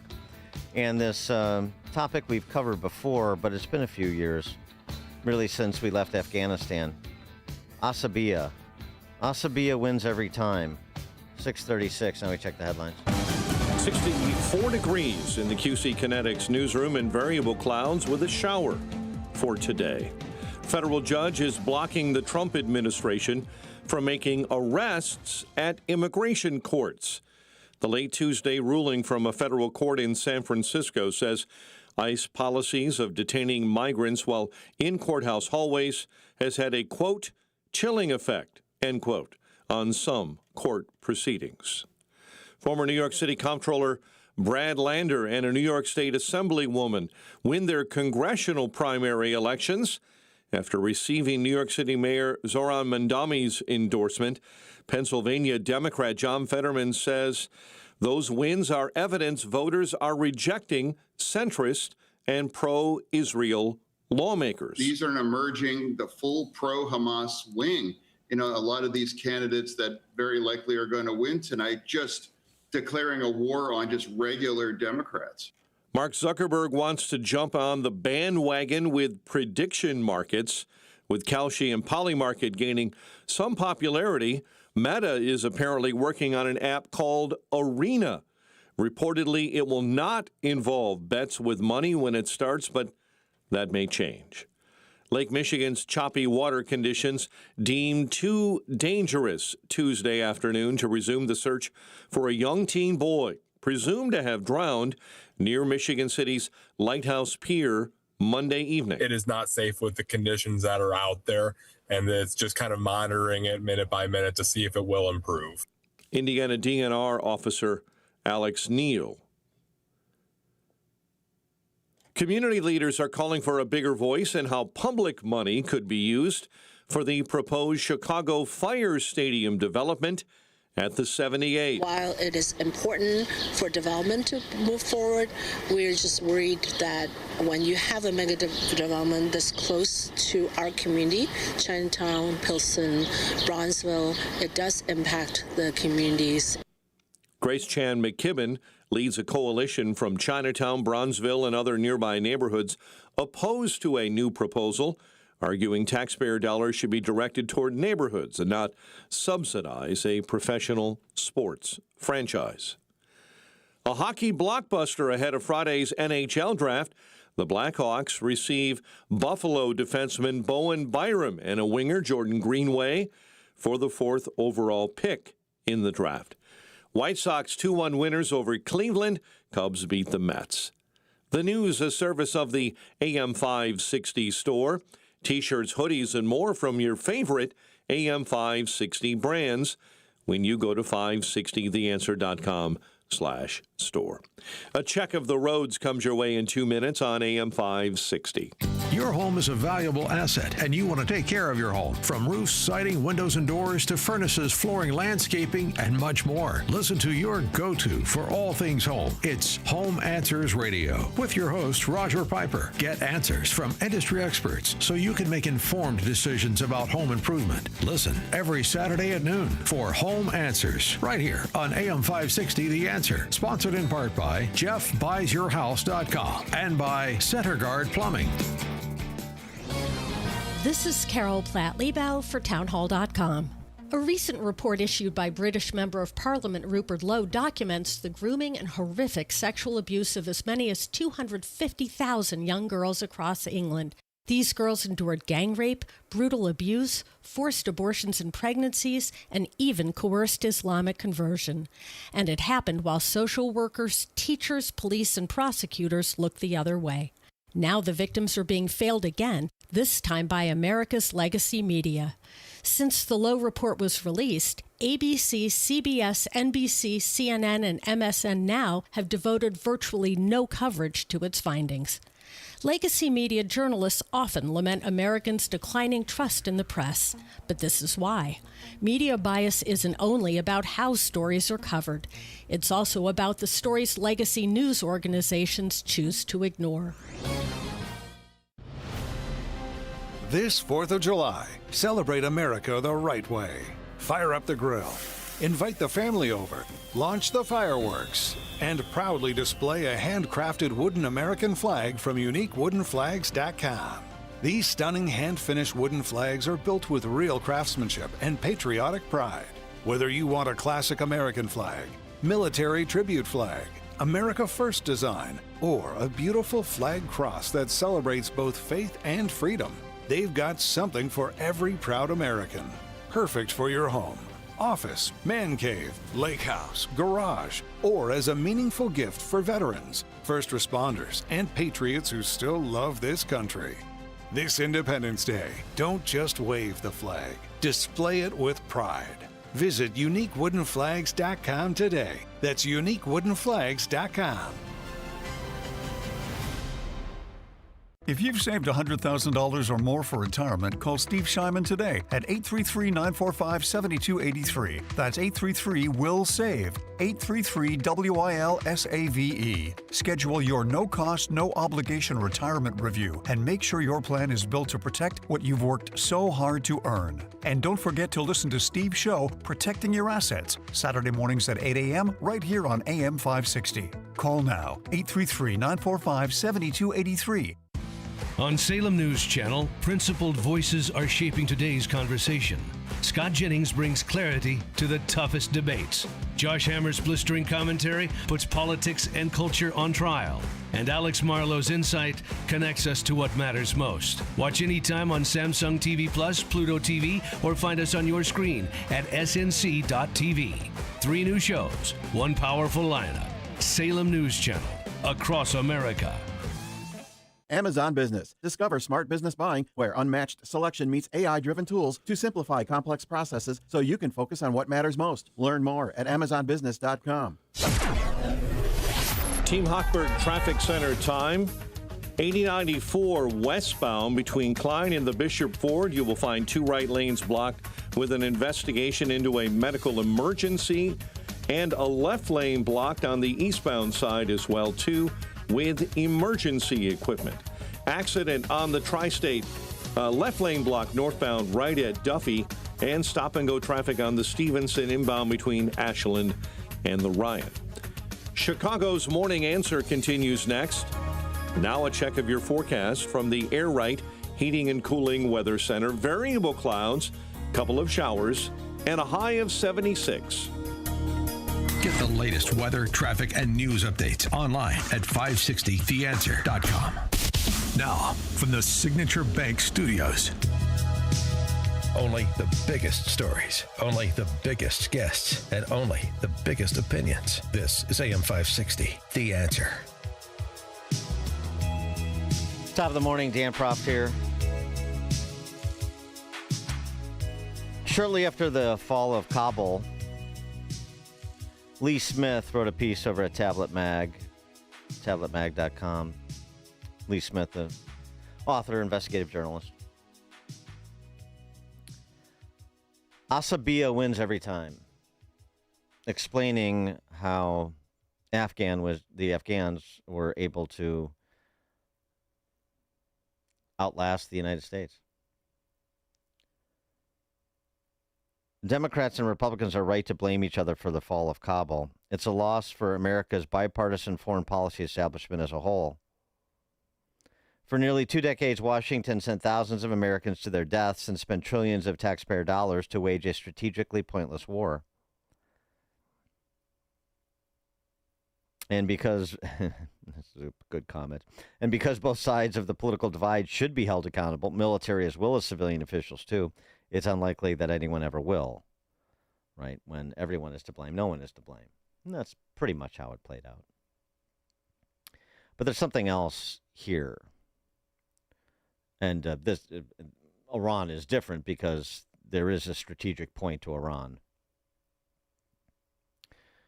And not in the vein of nation building, trying to bring democracy to Iran any more than we should have tried to bring democracy to Iraq or Afghanistan in the way we did. The reality is that America lost its war in Afghanistan more than a decade ago. This was written in 2021. Roughly around the time when CIA officers began bribing aging warlords with Viagra. The Americans knew all about the young boys the tribal leaders kept in their camps because the sex drug helped Afghan elders rape more boys more often. They were beholden to America's clandestine service. Losing Afghanistan, then, is the least of it.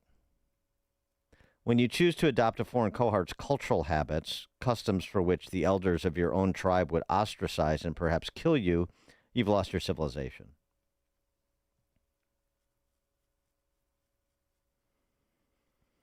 Yet, he goes on to say, military strategists, pundits, foreign correspondents, historians will spend the next several decades wondering how a gang of rough Pashtun tribesmen galvanized by a fundamental version of Islam managed to defeat the most advanced military in the world, and that's precisely the point.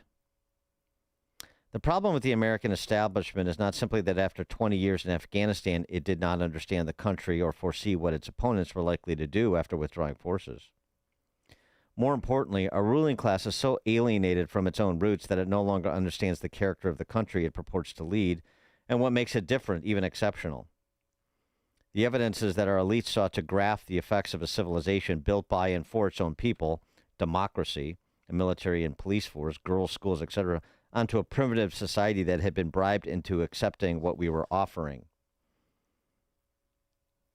So then there is no mystery why the U.S. experience in Afghanistan ended in failure, embarrassment, and scandal. Nor is it a mystery why the Taliban took over Kabul so quickly. They were fighting for primacy.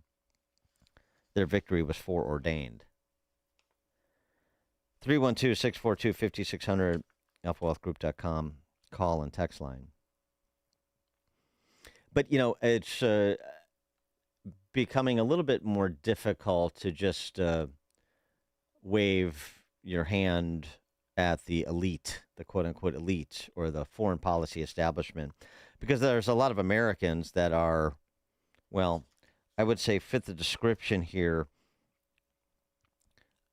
of being alienated from their own roots such that they no longer understand the character of the country, that not that they purport to lead, but they purport to be a part of, and what makes it different, even exceptional. That's not that characterization is not limited to elite circles anymore, is it? In his piece, Smith cites the 14th century Arab historian Khaldun and his masterwork, in which he shows that he argues, I should say, that history is a repetition of the same pattern. A group of nomadic tribesmen overturn an existing sedentary culture, a civilization that has become weak and luxurious. What drives the success of the rising tribe is its group solidarity, or asabiya. Its awareness of itself as a coherent people with a drive for primacy is frequently augmented by religious ideology. The stronger the tribe's asabiya, the stronger the group. Assimilating the conquered by imposing its will and worldview on them, the victor lays the foundations of a new civilization. And Khaldun understood, as he wrote, quote, "The goal of civilization is sedentary culture and luxury. But once you achieve that goal, you're susceptible to having planted the seeds of your own demise." That's the point. And is that something that we're doing here? We've planted the seeds of our own demise. Group solidarity, asabiya, drive for primacy, frequently augmented by religious ideology. Is that something we continue to underestimate? We underestimated it in Afghanistan. Perhaps we're underestimating it in Ukraine in the other direction, and we're underestimating it in Iran too. Going back to Lee Smith, just a little bit more color here on this concept for consideration. Khaldun's most important contribution to political theory was to show that asabiya is the engine of history. With it, the most primitive tribe can overturn the mightiest of civilizations. Without it, a people will wither in the desert. As an Arab and one who claimed as an ancestor a companion of the Prophet of Islam, it was natural that his main focus was the physical and spiritual environment of the region. It was harsh desert conditions that bred the tribes, and ideological conviction, Islam, that bound them together.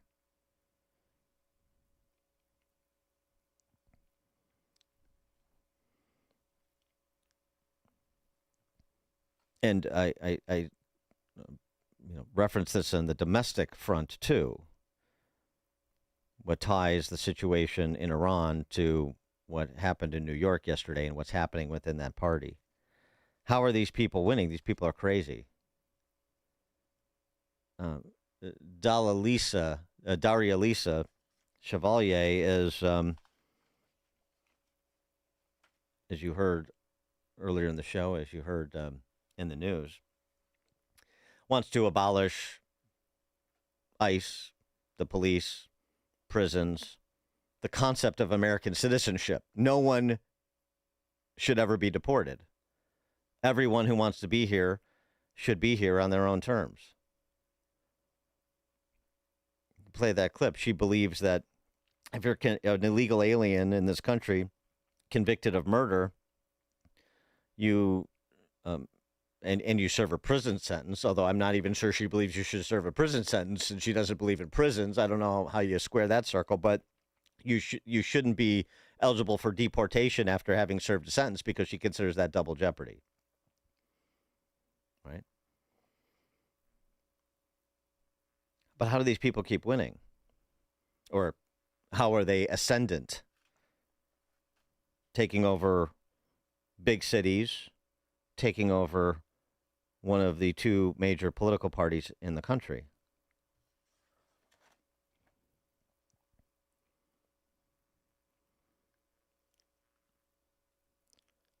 A primitive tribe can overturn the mightiest of civilizations.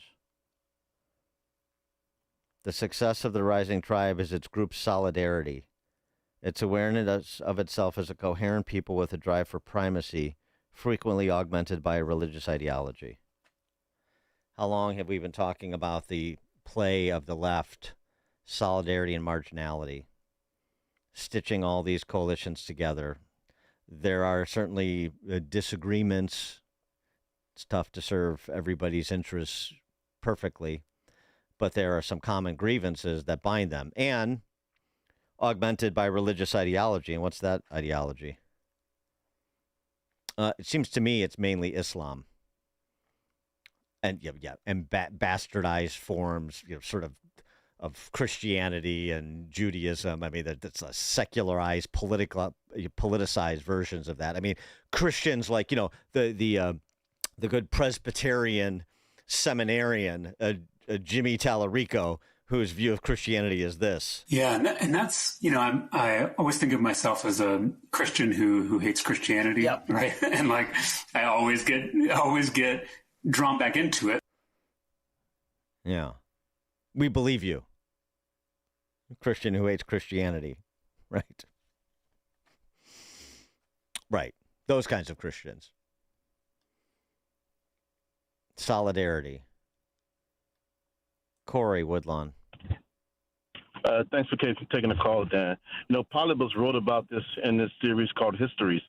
And as the Visigoths sacked Rome, I mean, we've done this to ourselves. We've allowed these people to come in. They were not on our page. Most of them never assimilated.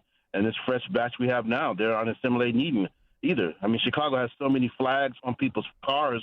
It's just sick to see this stuff in front of your eyes, and we know what will happen next. These people will sack the United States of America, and we've let it happen. Thanks for the call, Corey. Tom in Blue Island. Hey, Dan.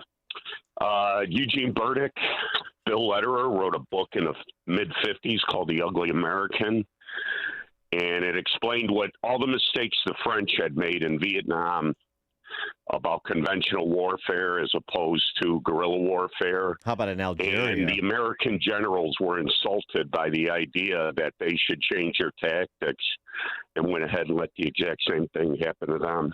So what's that, 70 years ago, 80 years ago? Yeah, thanks for the call, Tom. There's a great movie, The Battle of Algiers, about the French being run out of Algeria. Same sort of concept.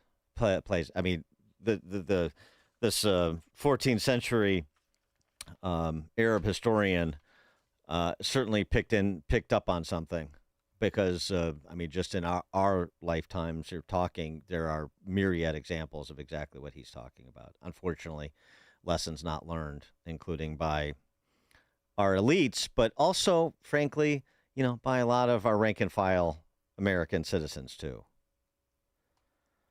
Bill, Northwest Side. Yeah, how do these people get elected? One of the big ways, when only 9% of your citizens vote in an election. Yeah. That's how they take over. Yeah, well, it's pretty simple. Why are only 9% of your citizens voting in an election? Because, that's a good question. Yeah. Thanks for the call, Bill. That's the other part. Oh, if we would have had the why isn't the silent majority participating then? Oh, maybe because of this dynamic we were just mentioning, this showing the seeds of your civilization's demise, sedentary culture that has become weak and luxurious.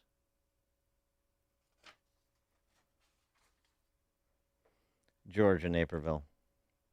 Yes, Dan, they want to turn the American dream into a nightmare. Thanks, George. The stories you need to know to start your day. This is Chicago's Morning Answer on AM 560. The Answer. Hi, it's Amy Jacobson, and last year I hired Level 10 Coatings to give my garage floor a total makeover, and I am loving it. It still looks great, shiny and clean. Level 10 Coatings. Now, you've got to call these guys if your garage floor is cracked, stained, still covered in salt. Don't live like that. Get it done now so you can enjoy it this summer. Level 10 Coatings. They're fast, reliable, and highly professional. Guess what? I went to work. When I came home, it was done. A shiny, new, gleaming garage floor. A quick, easy fix, and it's guaranteed never to chip or peel. Why? It's not an epoxy job. It's better. Level 10 uses polyurea, which is much better than epoxy. So schedule your free quote today and mention me, Amy, to receive $500 off. Visit level10coatings.com. That's level, the number 10, coatings.com, or call 855-510-2628. Staff are local and ready to answer questions. Level 10 Coatings, your premier concrete coating experts. Hey, if you're living with joint pain, listen up. Is your life filled with I can't raise my arms, I can't climb stairs, I can't kneel down, I can't make a 3-foot putt, I can't take a long walk or golf with the guys? Today's a new day, so take action. Celebrate what you can do, and that's exactly what QC Kinetics patients are doing. They're back to enjoying their lives again thanks to the innovative treatments offered at QC Kinetics. I've seen the results and personally recommend Dr. Caravelli and her team.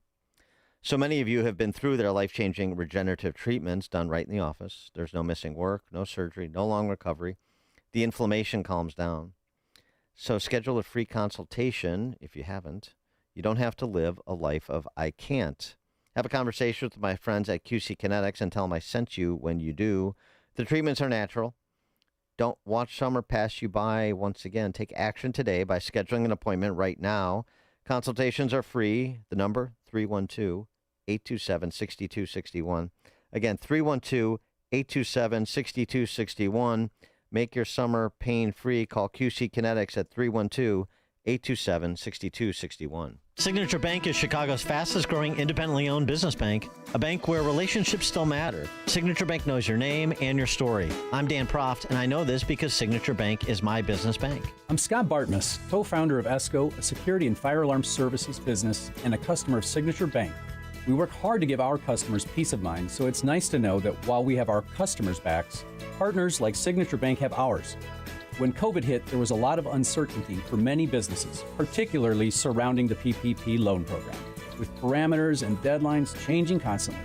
The executives from Signature Bank worked weekends alongside their staff, filling out and submitting applications to ensure they took care of us. That type of dedication is hard to find, but we found it with Signature Bank. Signature Bank helps local businesses succeed. Want to learn how Signature Bank can help turn your business vision into reality? Call Signature Bank at 773-467-5600 or visit signaturebank.bank. Member FDIC, Equal Housing Lender. Picture warm Gulf breezes, turquoise waters, white sand beaches. Now, at Evenings of Conversation with Salem Media's Mike Gallagher, Scott Jennings, Larry O'Connor, and Jennifer Horn. This November, sail from Fort Lauderdale to the Bahamas, Jamaica, the Cayman Islands, and Mexico on a 7-day journey built for those who love this country. Book your cabin today when you text the word cruise to 94878. Celebrate America's 250th anniversary the right way on the Gulf of America Cruise. Book your cabin now. Text the word cruise to 94878. AM 560, The Answer.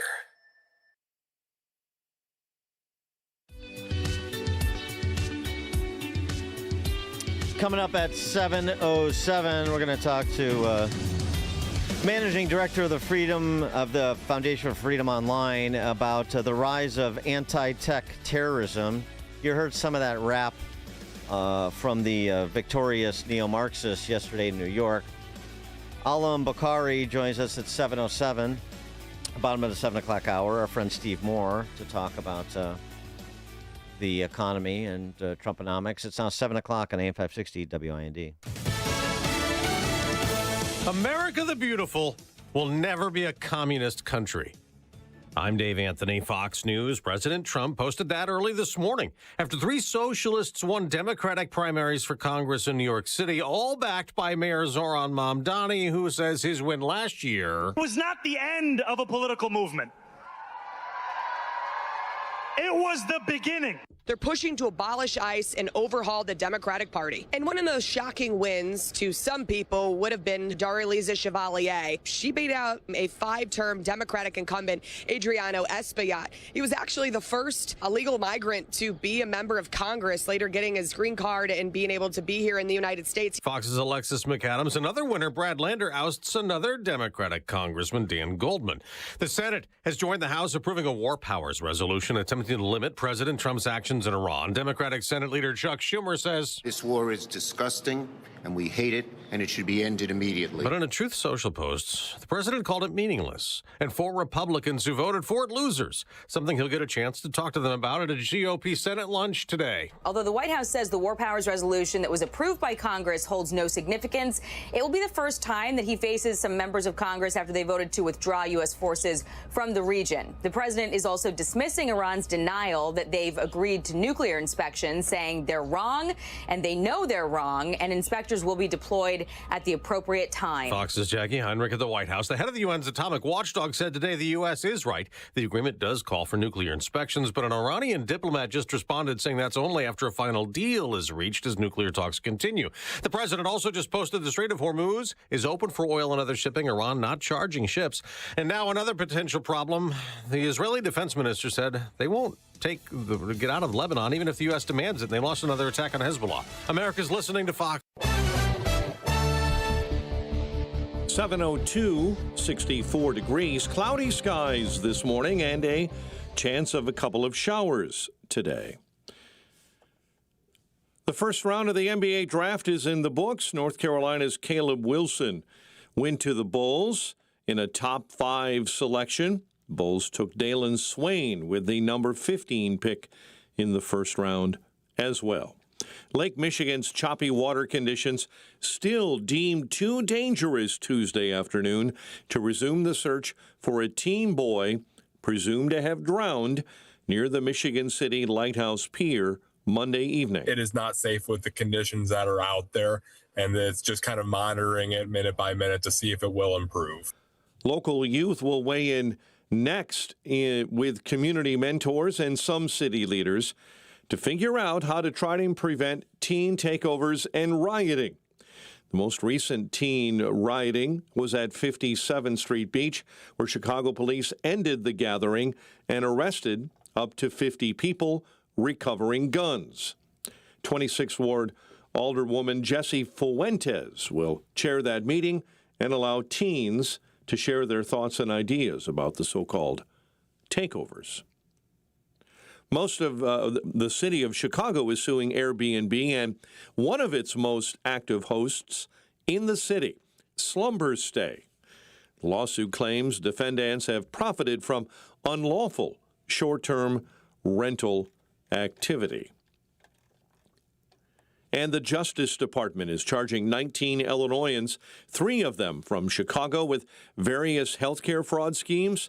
It's part of a large-scale investigation that yielded charges against more than 450 nationwide. In one case, Daniel Robinson from Palos Park, through his company, ODA Solutions, an Oak Lawn methadone clinic, billed Illinois Medicaid more than $95 million, paid out $75 million, and Robinson then moved about $45 million in fraudulent proceeds into several personal accounts. Chicago sports, a hockey blockbuster. Overnight, the Blackhawks making moves ahead of Friday's NHL draft. Buffalo trading defenseman Bowen Byram and winger Jordan Greenway to the Hawks for the number 4 pick overall. White Sox back in first place in the Central following a 2-1 win over Cleveland, and the Cubs took down the Mets 9-6 in Queens. The news service of Goldilocks offering Chicagoland state-of-the-art smart security systems. AM 560 listeners receive 3 months of monitoring free with new installs. Peace of mind? Call Goldilocks, 708-889-5600. A check of the roads in 2 minutes on AM 560. Your home is a valuable asset, and you want to take care of your home. From roofs, siding, windows and doors, to furnaces, flooring, landscaping, and much more. Listen to your go-to for all things home. It's Home Answers Radio with your host, Roger Piper. Get answers from industry experts so you can make informed decisions about home improvement. Listen every Saturday at noon for Home Answers, right here on AM 560 The Answer. Sponsored in part by Access Home and Vehicle Mobility Solutions and by Steiner Homes. WIND, Chicago. Making the switch to a new communications and IT company may seem like a big ordeal, but if you're not getting the reliable support, consistent internet, and secure solutions your company needs, meet Access One, your local Chicagoland IT experts. Access One has been powering Chicago businesses with secure, reliable IT solutions for over 30 years from our headquarters right here in the West Loop. Whether it's VoIP phones, dedicated internet, managed cybersecurity, cloud backups, or 24/7 support, Access One is here for you. Serving thousands of companies from Naperville to the North Shore, Access One is Chicago-owned and Chicago-run, a trusted IT partner for law firms, clinics, tech startups to manufacturers. We'll make the switch easier than you think. Let's talk. Call 800-804-8333 or visit accessoneinc.com. Rated top 5% in customer satisfaction and a Better Business Bureau A+ rated business. That's accessoneinc.com. Tech made personal locally. Man, I love this place. I've been surfing here since I was a kid. Now, seeing my grandson out on the water, it means everything to me. Watching him and taking in the blue waves, the sea breeze, the blurry horizon? If you have geographic atrophy, or GA, subtle changes in vision could mean it's progressing toward irreversible vision loss. Izervay is proven to slow GA progression and could help preserve your vision for longer, so you may keep seeing the world around you. Izervay, or avacincaptad pegol, is an eye injection. Don't take it if you have an infection or active swelling in or around your eye. Izervay can cause eye infection, retinal detachment, or increased risk of wet AMD. Izervay may cause blood in the white of the eye, blurred vision, or a temporary increase in eye pressure. Do not drive injection or exam. Ask your retina specialist how you can slow your GA with 55 Izervay, or go to izervay.com. Paid for by Astellas Pharma. This fire up the grill, invite the family over, launch the fireworks, and proudly display a handcrafted wooden American flag from uniquewoodenflags.com. These stunning hand-finished wooden flags are built with real craftsmanship and patriotic pride. Whether you want a classic American flag, military tribute flag, America First design, or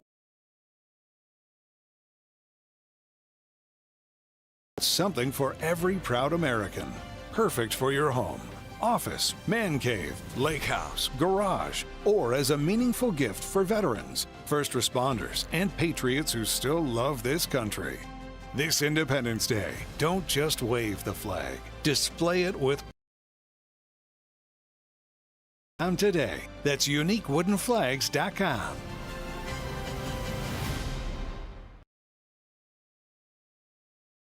Team Hochberg Traffic Center time. We're following developments far south side 8094 westbound between Klein and the Bishop Ford.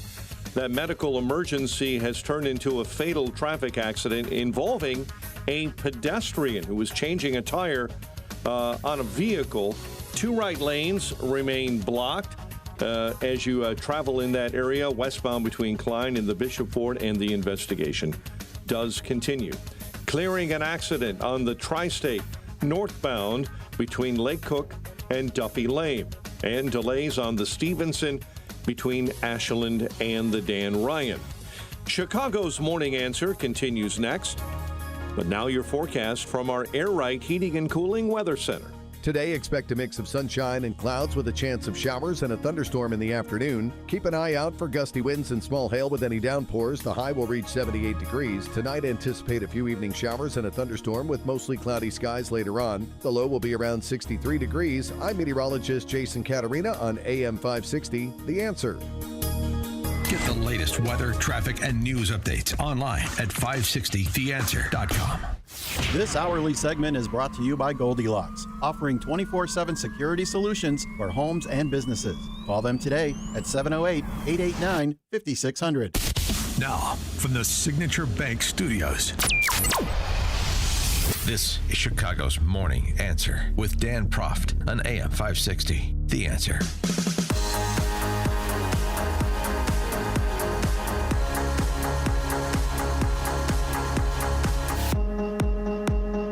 Top of the morning, Dan Proft here. I suppose every generation has their Pauly Shore. And I guess, I don't know, is Gen Z's Pauly Shore Theo Vaughn, the comedian podcaster? I mean, he's actually not that much younger than me, but I don't really have exposure to him other than he's gotten some political people on his podcast, and occasionally something is said that will make it into the content arenas in which I am located. He's very difficult to listen to, because he's, I don't know, I don't find him very funny, and he's not particularly knowledgeable, but he's weighing in on all of the socio-political, socio-economic issues of the day, including data centers, and I guess his podcast does relatively well, so he has an audience, so unfortunately we're compelled to respond to people that have an audience, no matter how ill-informed they are. Theo Vaughn on data centers, something I never thought I would have to say. We don't want any data, bro. Nobody wants a data center, dude. Nobody wants it. And the people that want them, to me, bro, they seem kind of evil. It's like, what's going to happen? You fall down and you get a bunch of loose data flies out of the factory or something now, and your kid's got, he's got 5 episodes of Dutton Ranch or whatever stuck in his neck or something. It's gotten crazy. We don't want it. Nobody wants the shit. And so here's what I think. I really believe this. I think I really believe it. I don't know, but I believed it yesterday. I believe that some people know how to live forever. They've cracked the code. And so suddenly they have to put the rest of us, they have to lock us down. They have to. Because if everybody finds out about it, then everybody's going to be able to do it, right? There's got to be some people have to separate themselves. And I think this is how they're doing it. They're creating these data centers. I believe, this is my hypothesis, theory, that it's all going to be locked in with these flock cameras, or some company like this, Palantir. One of these companies is going to be owning all of this information. They're going to put it all in. It's all going to be, we're all going to be locked down. Everybody, you're not going to be able to live. So you get a sense of the black helicopters that are circling overhead. Theo Vaughn may be a bit on the extreme side of it, but there's a lot of misinformation being distributed about data centers. And starting with the impact they'll have on John Q. Public and his energy bills. There's new research out from academics from MIT and Yale. Have data centers raised your electric bill? They looked at electric bills nationally from 2015 to 2024. And data centers actually modestly lowered electric bills nationally. The argument or the supposition is because big fixed grid costs get spread over more kilowatt hours, and the new demand can unlock economies of scale. You also have innovation going on there, and independence. We've talked about this before, independence from the grid. Bloomberg story out this week. Chevron signed a 20-year lease deal with Microsoft to provide natural gas-fired power for a proposed West Texas data center, which could be one of the biggest in the U.S. The project's going to generate its own power, meaning, as per Greg Abbott's requirement, it will not draw from the grid or involve a local utility. Meanwhile, again, in the tech sector, it's sort of an innovative sector, things aren't static. NVIDIA may have just solved the data center water waste. Jordan Schachtel pointing to a development there. Their new liquid cool AI factories use closed loop systems plus dry coolers to drop water consumption by up to 100% versus traditional cooling. It's a near zero facility water use. So there are definitely concerns about the AI revolution, and we've poured over many of them on the show, and we'll continue to do so. It requires a lot of thinking and discussion. But in terms of like the data centers being the doom center of all of this, that seems a bit, shall I say, overheated. Alan Bakari is managing director of the Foundation for Freedom Online. He's also the author of the book Deleted, #Deleted, Big Tech's Battle to Erase the Trump Movement and Subvert Democracy. Yeah, it's difficult to rally to the defense of big tech sometimes, much of the time. Alan Bakari, thanks for joining us. Appreciate it. Morning, Dan. And yes, you're absolutely right.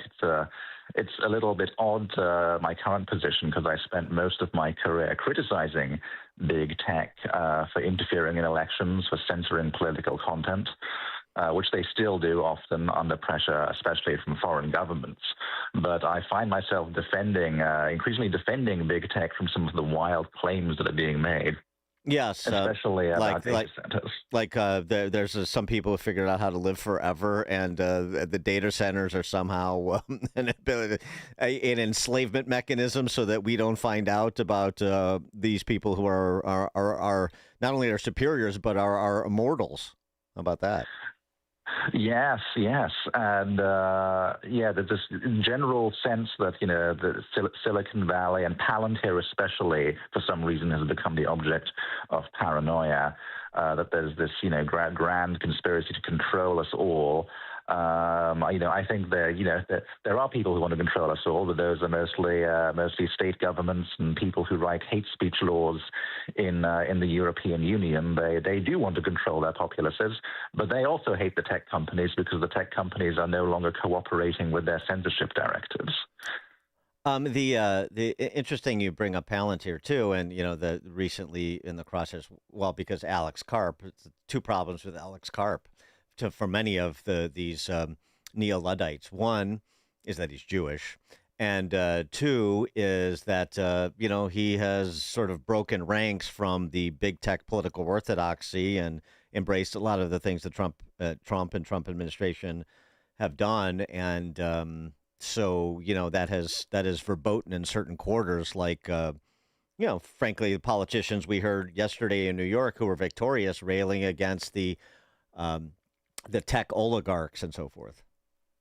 Yes, and this is the hidden story, which I think maybe people like Theo Von don't realize, which is that Silicon Valley did go through a significant shift in 2024 and 2025, where they pulled away from the progressive that they have been supporting for a long time. They unbanned many users. This was all led by Elon Musk as well, but Alex Karp is another example of someone who's explicitly rejected progressive orthodoxy, and that is a political gamble that they took to align themselves with the Trump administration, to align themselves with Republicans, and to oppose some of the progressive politicians who had actually been going after them for a long time because they believe that big tech has undermined their political power, their power over news narratives and information flows. So now you have this, this global progressive blob that sees the entire tech industry as the enemy, in the same way that they once declared the oil industry to be the enemy. And that is actually, I think, the hidden factor fueling this behind this massive shift in sentiment against big tech, because it's sort of like the alliance that once existed between progressive politicians and crazy environmental activists who would also speak of the energy industry in these apocalyptic terms, these end-of-the-world terms. And I think that's what's going on here with data centers now.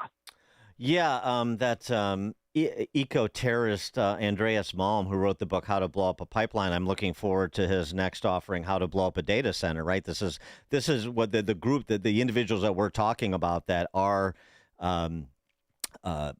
cultists, basically, around a particular issue or a particular alleged boogeyman. I mean, they're not averse to using violence, as we see over and over again. The political left is not... many on the political left see violence as a legitimate means to political ends. That's the problem.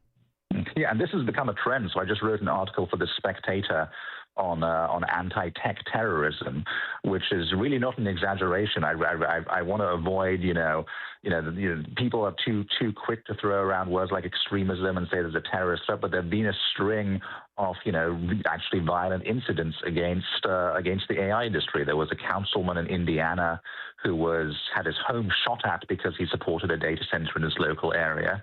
There was a AI doomsday cult called the Zizians. You can Google them. They've been responsible for 6 murders. There were all the firebombing attacks against Tesla stores, motivated obviously by left-wing anger against Elon Musk and his alliance with the Trump administration.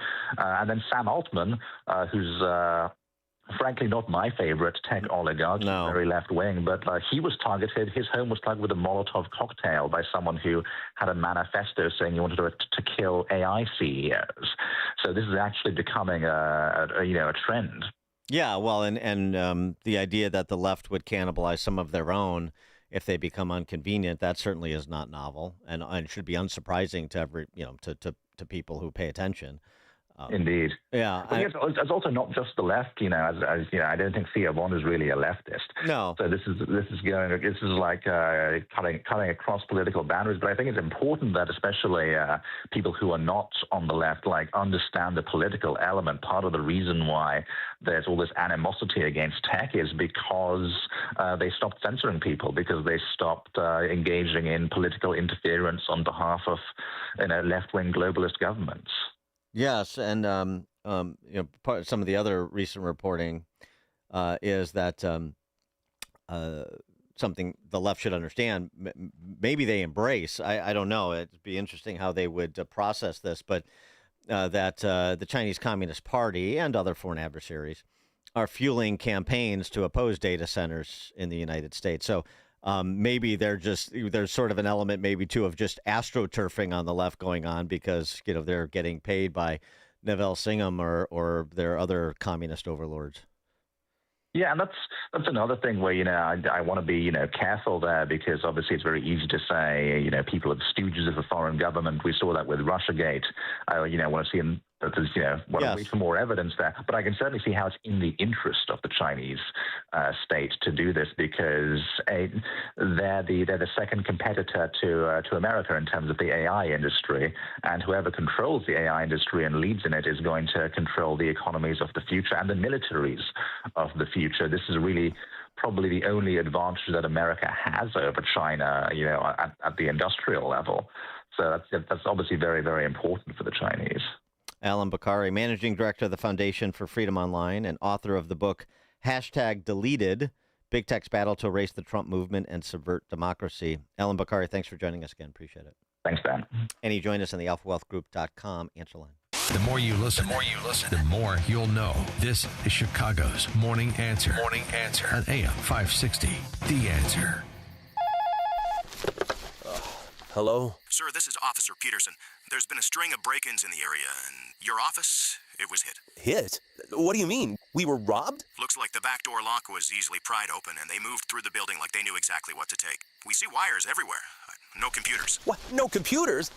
I just upgraded everything. Looks like they moved fast. We only found out because a neighboring business had their alarm go off. Do you have any security cameras? No, nothing. Don't wait until it's too late.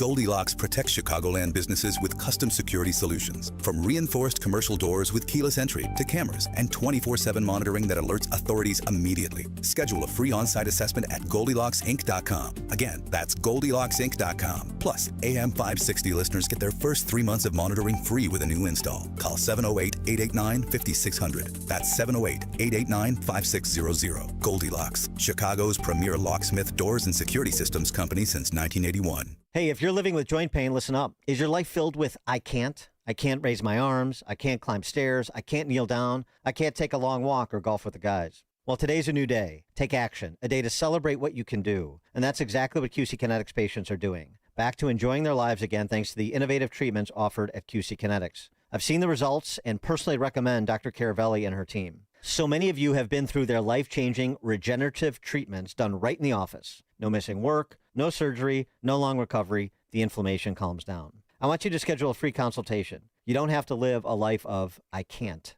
Have a conversation with my friends at QC Kinetics and tell them I sent you when you do. Their treatments are natural, so don't watch summer pass you by again. Take action today. Schedule an appointment right now. Consultations are free. Call 312-827-6261. Again, that number, 312-827-6261. Call QC Kinetics to be pain-free this summer at 312-827-6261. Platform safety is so important in your industrial facility.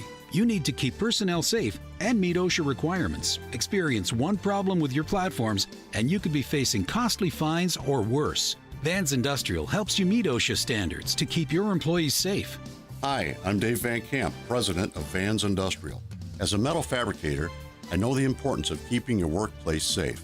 Vans Industrial is a specialty contractor, uniquely equipped to design, fabricate, and install safety equipment including steel catwalks, handrails, stairways, and ladders. Our team of union building trades mechanics can inspect existing systems, engineer solutions, fabricate quality steel products, and install it all, creating a safer workplace environment. Call 833-VANS-IND for a free inspection of your building. See what else they can do for you. Visit vansindustrial.com. That's VANS Industrial.com. Quality craftsmanship since 1964.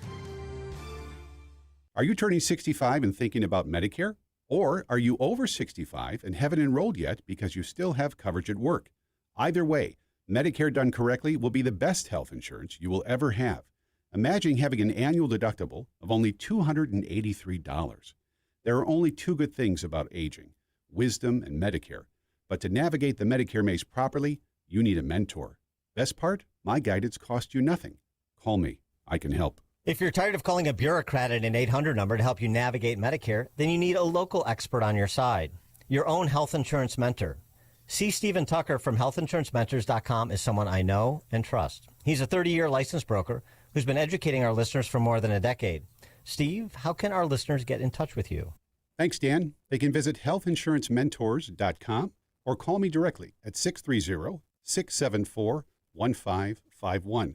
That's 630-674-1551. President Trump has triggered a $200 billion tech disruption, and Wall Street is asleep at the switch. This $200 billion investment in chip technology could make today's artificial intelligence chips obsolete. Technology that will make today's AI data centers a thing of the past, like IBM's old mainframes. While most investors are focused on old-fashioned AI, there are three companies quietly building a $1 trillion triangle that could transform every tech sector on Earth. These three companies are gearing up to develop and manufacture supercomputers the size of a dinner plate. Institutions like Vanguard, BlackRock, and State Street are pouring more than $200 billion into this AI revolution. Investment guru George Gilder has been predicting tech revolutions for more than 40 years, including the iPhone, Netflix, and Amazon. Now he's got his finger on three companies whose technology will change tech forever. Log on to TrillionDollarTriangle.com to find out which three companies are working on what could be the biggest tech disruption since the internet. TrillionDollarTriangle.com. That's TrillionDollarTriangle.com. AM 560, The Answer.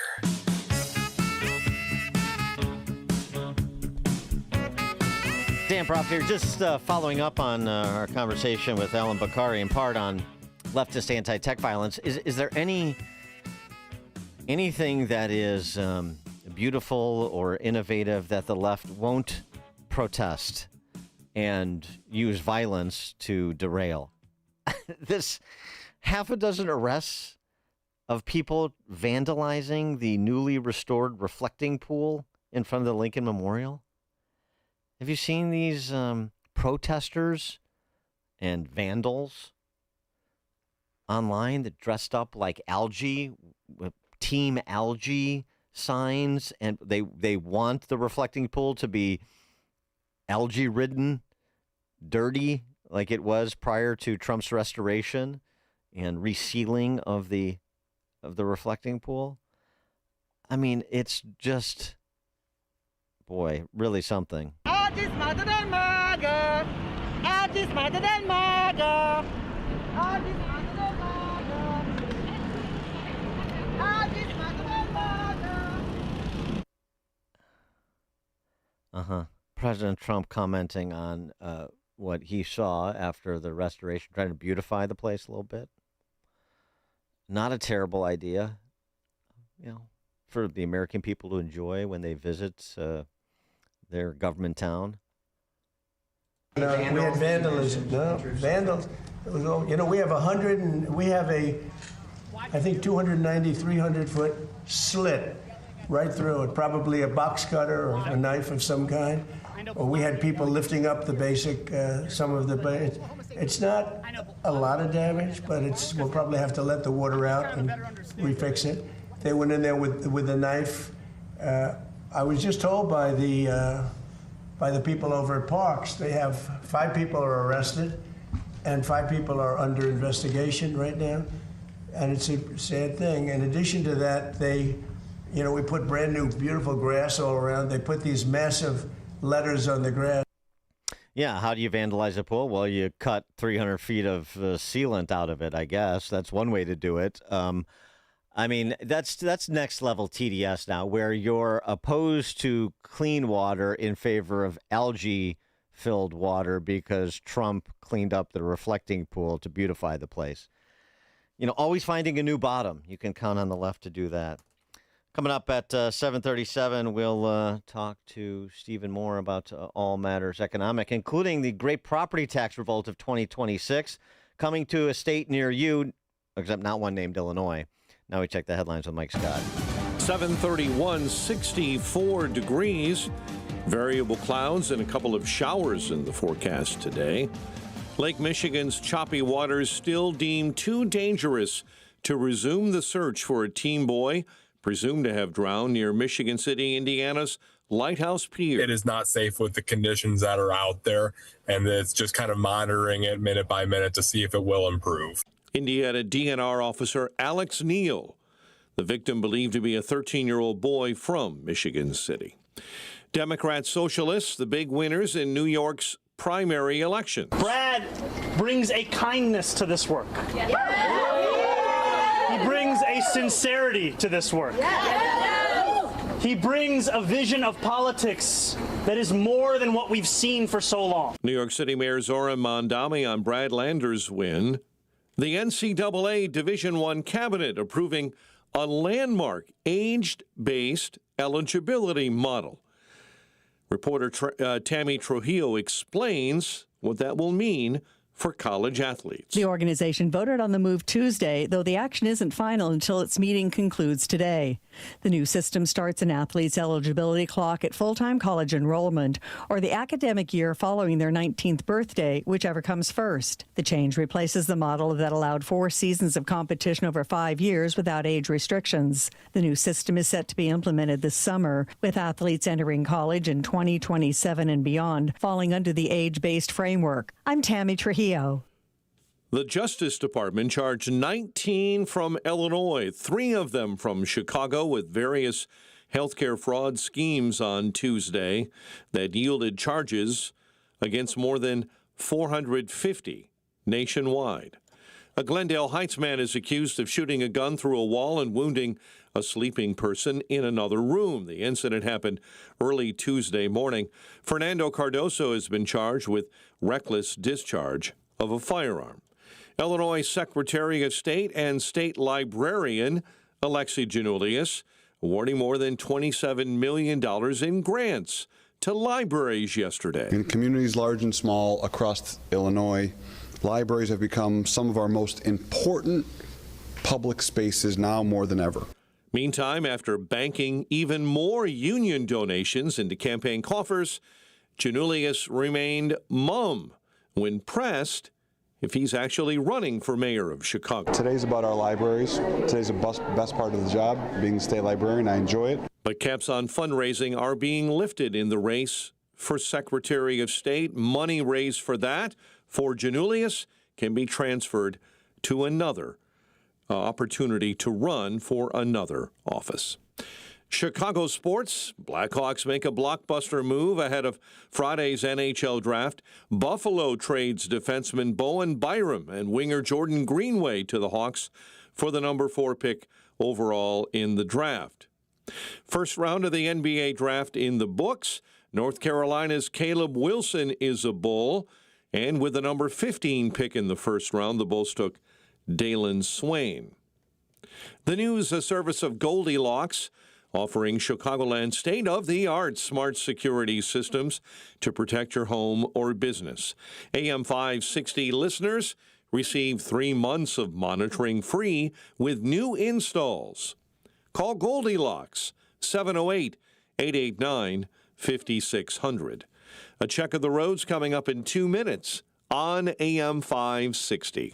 Your home is a valuable asset, and you want to take care of your home. From roofs, siding, windows and doors, to furnaces, flooring, landscaping, and much more. Listen to your go-to for all things home. It's Home Answers Radio with your host, Roger Piper. Get answers from industry experts so you can make informed decisions about home improvement. Listen every Saturday at noon for Home Answers right here on AM 560 The Answer. Sponsored in part by Level 10 Coatings and by American Beam and Steel.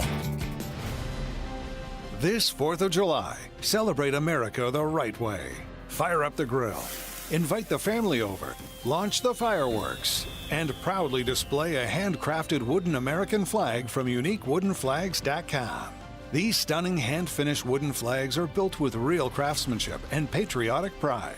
Whether you want a classic American flag, military tribute flag, America First design, or a beautiful flag cross that celebrates both faith and freedom, they've got something for every proud American. Perfect for your home, office, man cave, lake house, garage, or as a meaningful gift for veterans, first responders, and patriots who still love this country. This Independence Day, don't just wave the flag, display it with pride. Visit UniqueWoodenFlags.com today. That's UniqueWoodenFlags.com.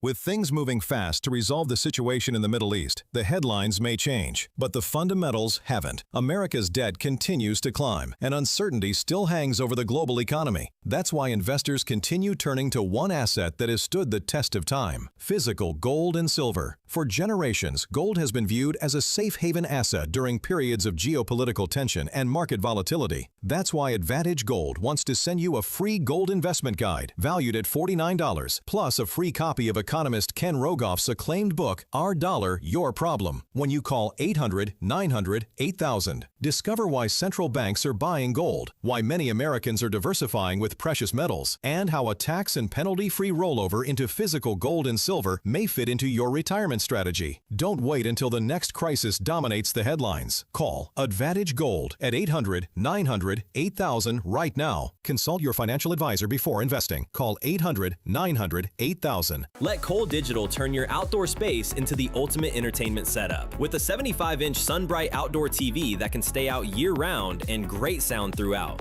Like planter speakers on the patio, high-quality rock speakers that blend right into your landscape, or bronze garden speakers that blend into the environment. Our technicians will dig a hole and install an in-ground subwoofer for incredible bass and the best in sound quality. We also install outdoor rated access points for Wi-Fi coverage throughout your yard, and cameras that let you keep an eye on everything with motion-activated recording. Tour our Cole Digital Design Center, 15,000 square feet of audio, video, and great design ideas. Cole Digital is family-owned by conservatives that share your values, and we're based right in Frankfurt. Visit Cole Digital today and schedule your consultation. ColeDigital.com. That's K-O-L-E digital.com. Or call 815-469-2000, and we'll bring the showroom to you. 815-469-2000. Cole Digital, what smart living is all about. Amazon Business. With smart business buying, innovative AI tools optimize your purchasing experience paired with delivery options built for business. Learn more at AmazonBusiness.com.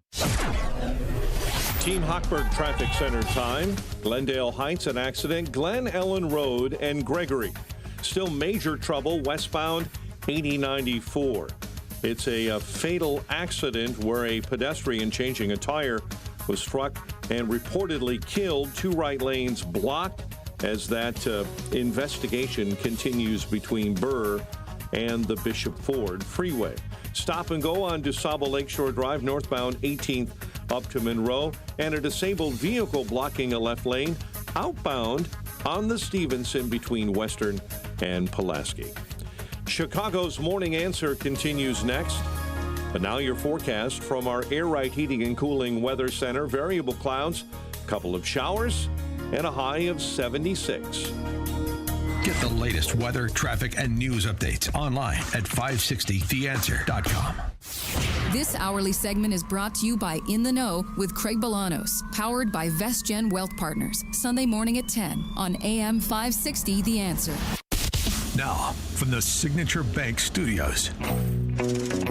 Only the biggest stories, only the biggest guests, and only the biggest opinions. This is AM 560, The Answer. Top of the morning, Dan Proft here, revisiting, I should say, the results, and particularly in the New York elections yesterday, where 2 incumbent leftist congresswomen were defeated by Mamdani-backed anti-Semitic, pro-Islamist, even though one of the victors is Jewish too, Brad Lander, who defeated Dan Goldman. As I was saying, anti-Semitic, pro-Islamist, open borders, Bolsheviks defeated the Mensheviks, Dan Goldman, and Espaillat, the head of the Latino caucus. One of the victors, the woman who defeated Espaillat, who is the unvarnished version of AOC, and unfortunately, probably the smarter version as well as the more radical version. Daria-Lisa Chevalier, this was just something she said in a debate leading up to yesterday's election about people in this country illegally convicted of crimes and what should or shouldn't happen to them. There are cases in which migrants to New York have committed violent crimes, including murder, in this district. Under normal circumstances, undocumented defendants charged with crimes go through the system, and if convicted, they get deported before or after serving time. Ms. Chevalier, you recently said on WNYC Radio that defendants who commit crimes should not be deported after serving time. Why is that? Because we have a criminal system. It's an imperfect system. It's an imperfect criminal system that I've been critical of, but we have one. And if we truly believe in a system where we don't have double jeopardy on the basis of where someone was born, then we cannot also have a system of punishment that is unique to people who were born elsewhere. We need to make sure that if we really value equality in this country, that we are treating people equally, regardless of where they were born. It cannot both be that a person who has citizenship is tried and convicted in one way, and a person who does not have citizenship is tried, convicted, and then forced to also endure another type of punishment on the basis of where they were born. So that's the Islamist. Just to be clear, I mean, in case that's not clear, all deportation is wrong, quote unquote. That's her position. There is no such thing as a U.S. citizen. They're just people in the United States whenever they want to be here, and on their own terms, completely. All deportation is wrong. She also supports nationalizing utilities, hospitals, pharmaceutical companies, suspending rent and mortgage payments, dissolving private health insurance companies, and seizing all properties from landlords.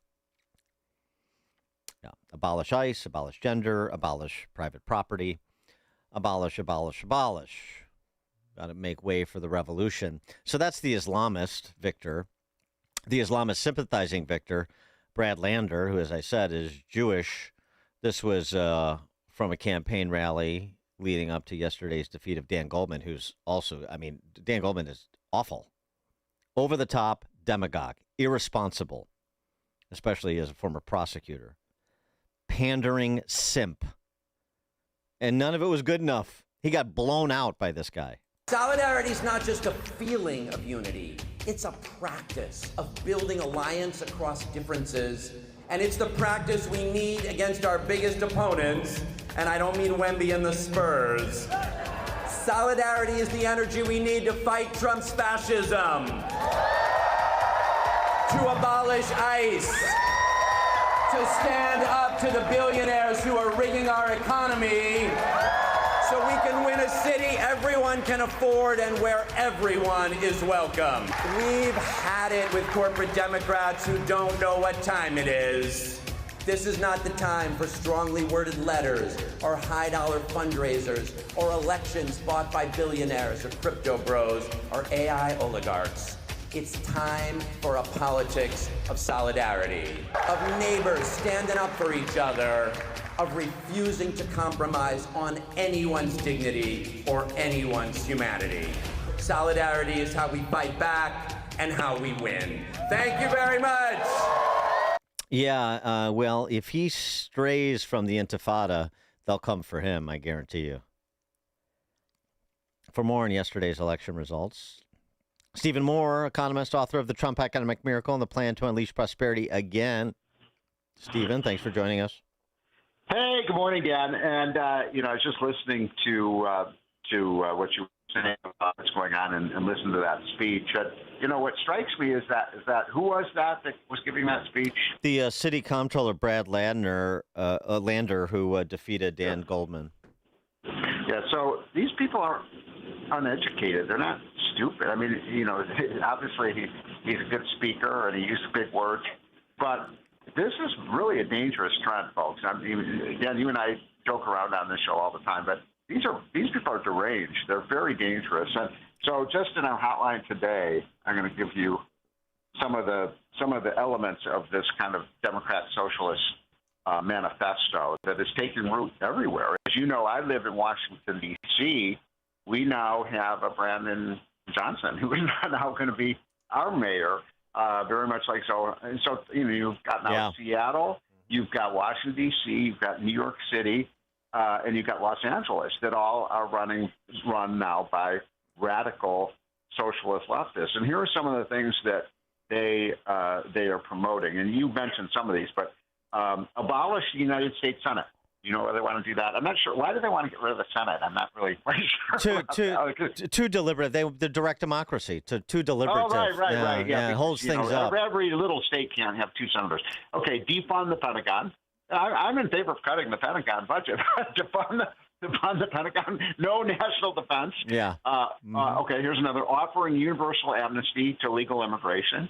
I'm very much in favor of immigration, but we have to have it legal, not illegal. Here's one. Free public transportation and free housing for all. Yeah.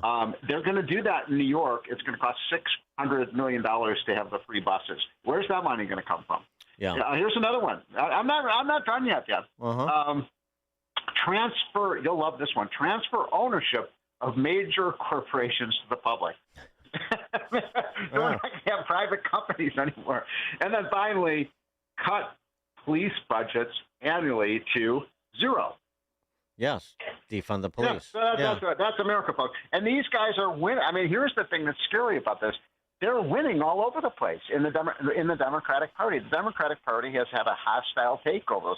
And what really disturbs me is where are the rational Democrats rising up against these fools, these lunatics?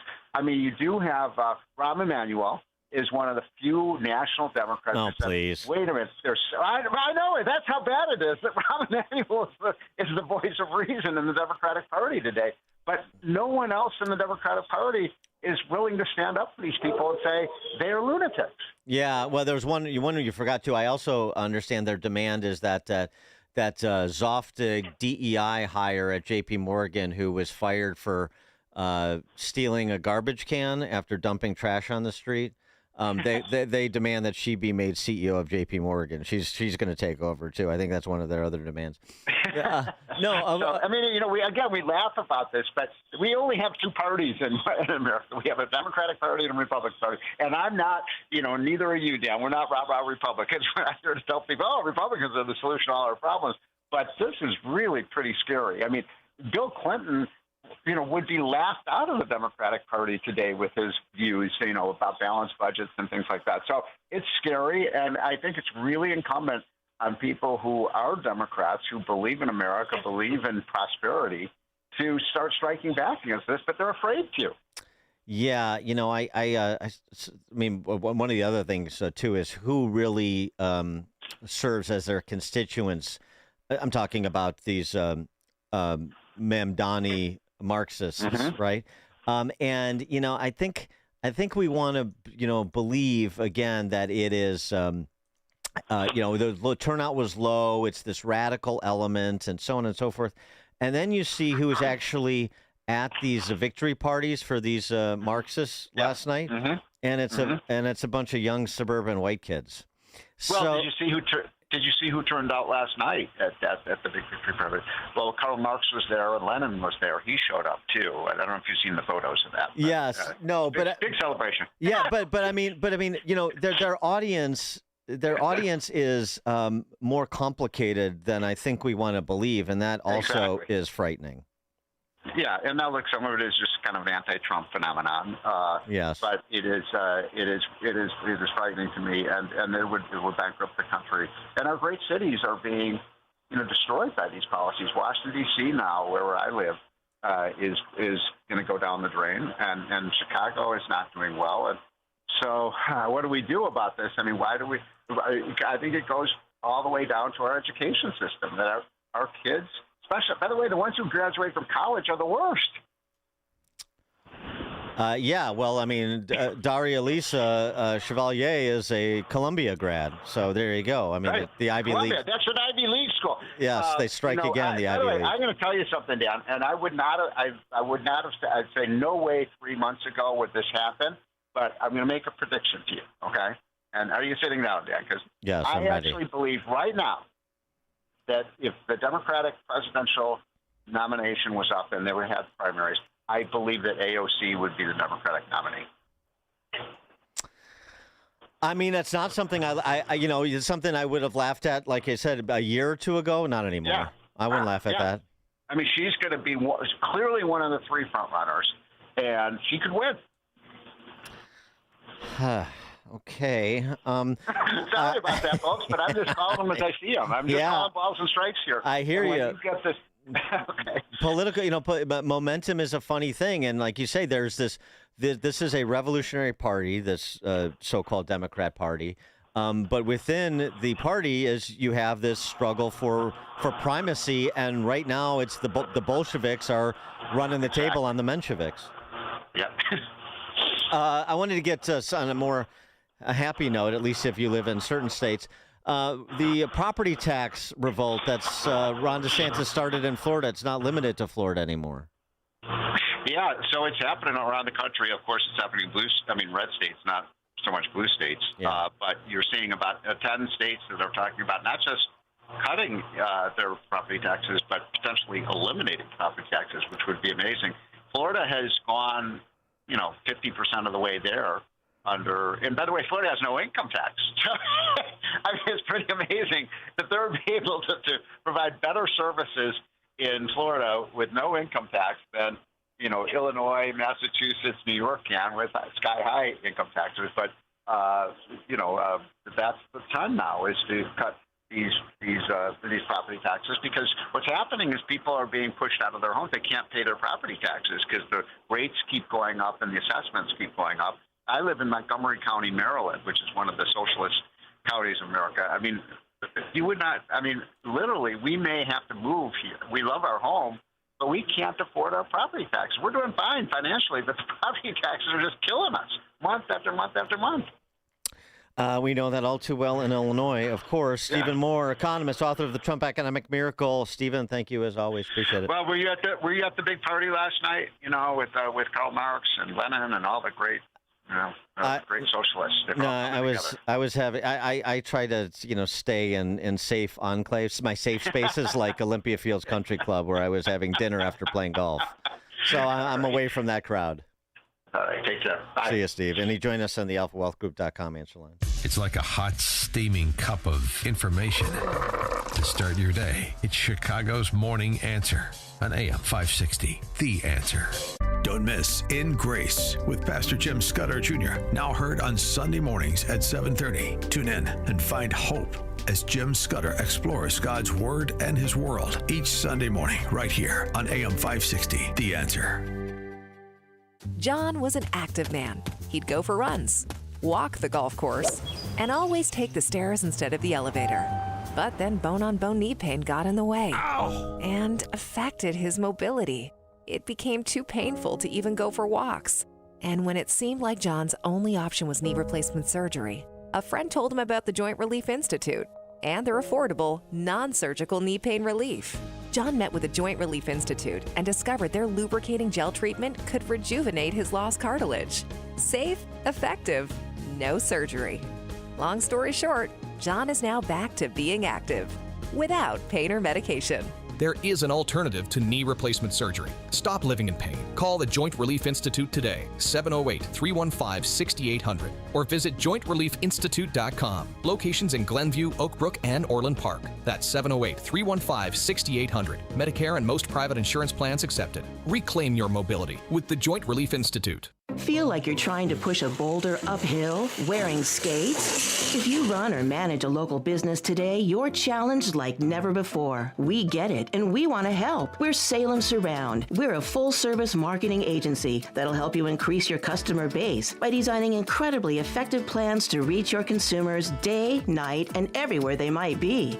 Salem Surround. Meet with a digital marketer today for ideas that will make your business stand out. Visit salemsurround.com. We all hear the radio ads about the IRS. They tell you to be afraid, to be scared, and they try to frighten you into calling. I'm not here to do that. Tax Relief Advocates is different. TRA is here to tell you that if you owe money to the IRS, whether it's $5,000, $50,000, or $500,000, we have a solution. It doesn't matter if you're sitting in your car, at work, or with your kids. No matter where you are, call now. 800-575-6745. Don't lose hope. TRA can eliminate or reduce what you owe to the IRS. Generous programs are now available that can give you a fresh start. Our passion is taxes and helping individuals fix their IRS problems. We have over 1,000 5-star reviews on Google and an A+ with the Better Business Bureau. You don't need to be afraid of the IRS any longer. End your tax nightmare today by visiting us online at TRA.com or call 800-575-6745. That's 800-575-6745. Tax Relief Advocates. Real solutions for real people. It is that time of year again to save babies by providing ultrasounds with our friends at Preborn. You know how this goes. We've done it every single year at this time. All you have to do is pick up the phone and say, I want to provide a free ultrasound to a girl. Give her the chance to see the truth of what's happening in her body. Every $28 helps do that, saving one baby. $280 can do that, help save 10 babies. More does more. The phone number is 833-850-2229. 833-850-BABY. Join us saving babies with Preborn again this year. We're going to save hundreds of babies, one at a time, 2 or 5 or 10 at a time. That phone number again is 833-850-BABY. That's 833-850-2229. Or go online to 560theanswer.com/baby. Hi, I'm Ken Mariotti, owner of Woodland Windows and Doors, a third-generation family-owned business since 1969. We know you're bombarded by choices when shopping for new windows or doors, so we're inviting you to experience the Woodland difference. For decades, we have been transforming living spaces with Marvin Windows, a fifth-generation family business. Marvin replacement windows have been known to increase the warmth of your cold rooms by 10 degrees. Think about that, 10 degrees warmer. When you welcome Woodland into your home, you will get a product expert to transform your living spaces, full-time, dedicated professional installers that you can trust in your home, along with the best products like Marvin. These are the reasons we're proud of our 5-star reviews and family legacy. No gimmicks, no pressure, and upfront pricing are why Woodland Windows and Doors is your trusted window and door expert in Chicagoland. Visit woodlandwindows.com to book your free in-home expert consultation. That's woodlandwindows.com, or stop by our showroom at the corner of Lake and Geary in Roselle. Have you ever wondered, with all the different religions and interpretations of the Bible, how you can be sure that you're on the right path in your spiritual journey? The powerful new book, You and God by Peter Philippi, helps you answer this question and discover how to establish a truly personal relationship with God through biblical understanding and faith. Get your copy of You and God by Peter Philippi today by visiting pbmusa.org. That's pbmusa.org. AM 560, The Answer. We're coming to the end of the Supreme Court's term, ending June 30, and we still got some big rulings we're waiting for on Trump's birthright citizenship order, his firing power, trans athlete bans, deportation protections. We'll preview what's yet to come before month's end with Morgan Marietta from the University of Tennessee, Knoxville at 8:08. It's now 8 o'clock on AM 560 WIND Chicago.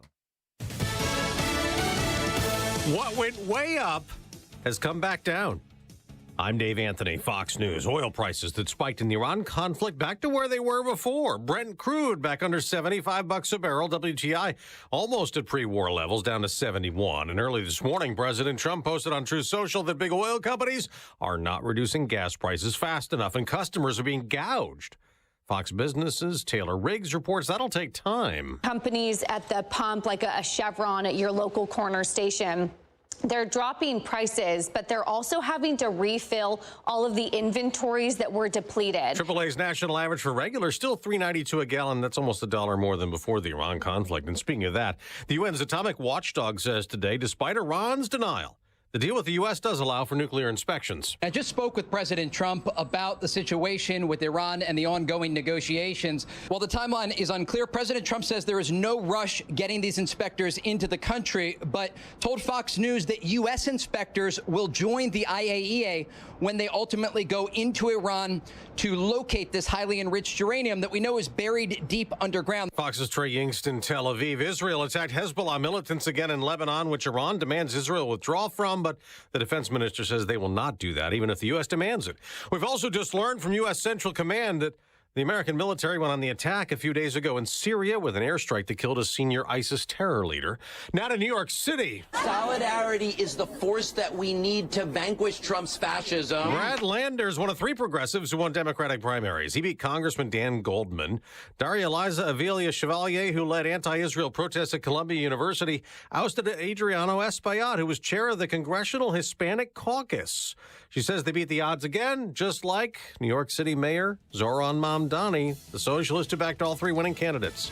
America's listening to Fox News. 8:02, 64 degrees and cloudy skies. I'm Mike Scott in the QC Kinetics newsroom. First round of the NBA draft in the books. North Carolina's Caleb Williams to the Bulls. I'm writing my own story, man. Honestly, I want to be better than Mike, honestly. I know it's a lot to go, but I'm writing my own story for sure. I mean, I feel like it's a great pipeline from UNC to the Bulls, and, I'm just ready to keep it going. The Bulls took Dalen Swain with a number 15 pick in the first round. A man charged with murder in the death of a Chicago Fire Department captain, David Meyer, is ordered held at the Cook County Jail, is expected back in court today. 44-year-old Charles Green has already made his first court appearance, charged with 2 felony counts of murder and 1 felony count of aggravated arson, causing bodily harm in that fire that caused Meyer's death. Local youth are weighing in next to community mentors and other city leaders. They're all talking about how to prevent Chicago teen takeovers. The most recent teen rioting was at 57th Street Beach. Chicago police ended up arresting 50 and recovering guns. Today's meeting is meant to provide some recommendations on how to address that issue. 26th Ward, Chicago City Council member Jesse Fuentes will chair that meeting. Chicago sports. Blackhawks making moves ahead of Friday's NHL draft, and it's a blockbuster.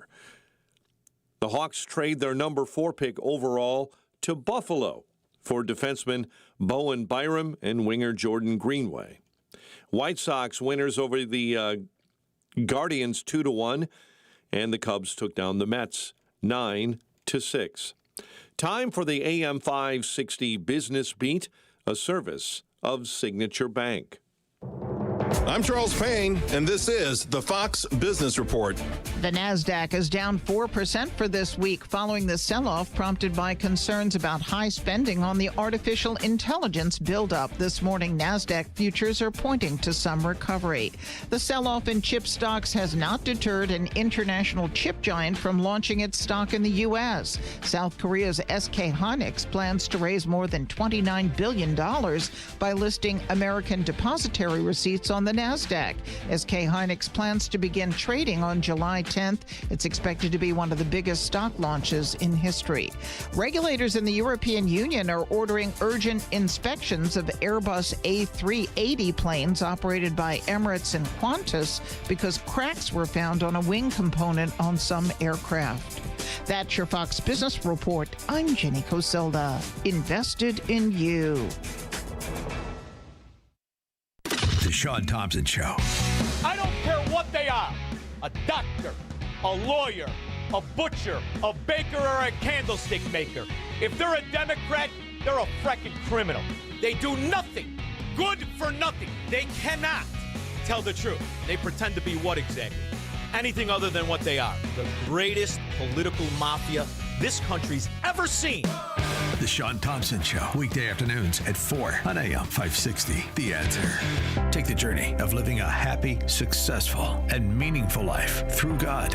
Listen to It's Time with Dan Lights, Sunday mornings at 9 on our sister station, AM 1160. Hope for your life.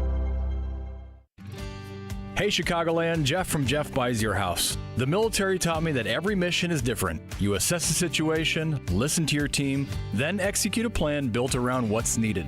Same with helping families sell their homes. Whether it's an inherited house, a parent needing senior living, or life's just taking you in a new direction, we don't show up with a one-size-fits-all answer. We start by listening. What's your timeline? What are you worried about? What would make this easier? Then we build a solution around your needs. No repairs or cleanout are necessary. You pick the timeline that works for you, keep your memories, and we handle everything else. Since 2007, our veteran-led team has earned hundreds of 5-star reviews by doing exactly that, listening first, and treating every family with respect. If you're ready for an no-obligation conversation, call us at 630-895-9530. That's 630-895-9530 or jeffbuysyourhouse.com. That's jeffbuysyourhouse.com.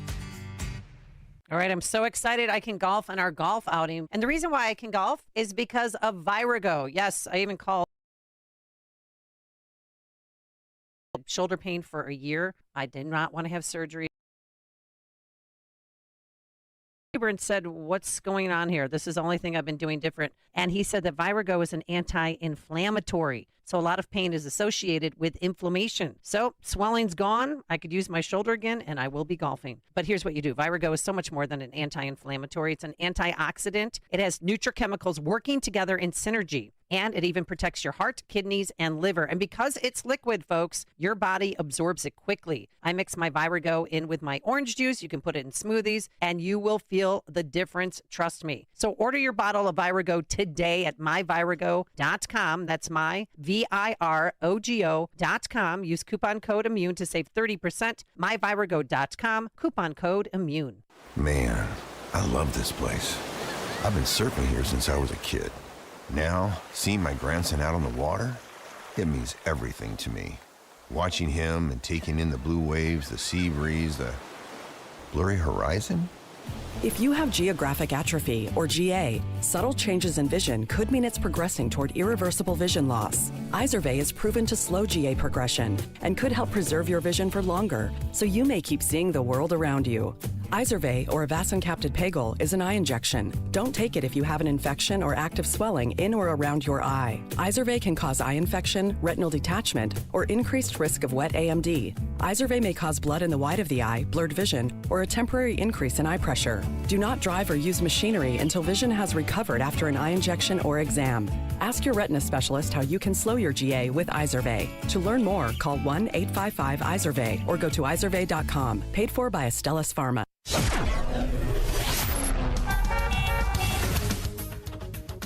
808, Let's get an update on the roads. Team Hochberg Traffic Center time, and it's a service of Fox Valley Coins. Bring your gold or silver in store today. Each item is priced right in front of you, and the coins, well, they never leave your sight.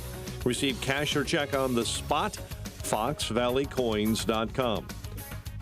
Still delays on 8094 westbound between Chase and the Bishop Ford due to a fatal vehicle accident involving a tire changer. Stop and go traffic on the Tri-State. Northbound, you're jammed up at 127. Stevenson outbound slows up from the Chinatown feeder all the way to the Dan Ryan. An earlier accident on the Stevenson has things gummed up from the Veterans all the way to Lamont Road. Chicago's Morning Answer continues next. But now, your forecast in the Air Right Heating and Cooling Weather Center. Today, expect a mix of sunshine and clouds with a chance of showers and a thunderstorm in the afternoon. Keep an eye out for gusty winds and small hail with any downpours. The high will reach 78 degrees. Tonight, anticipate a few evening showers and a thunderstorm with mostly cloudy skies later on. The low will be around 63 degrees. I'm meteorologist Jason Caterina on AM 560, The Answer. Get the latest weather, traffic, and news updates online at 560theanswer.com. Now, from the Signature Bank Studios, This is Chicago's Morning Answer with Dan Proft on AM 560. The Answer.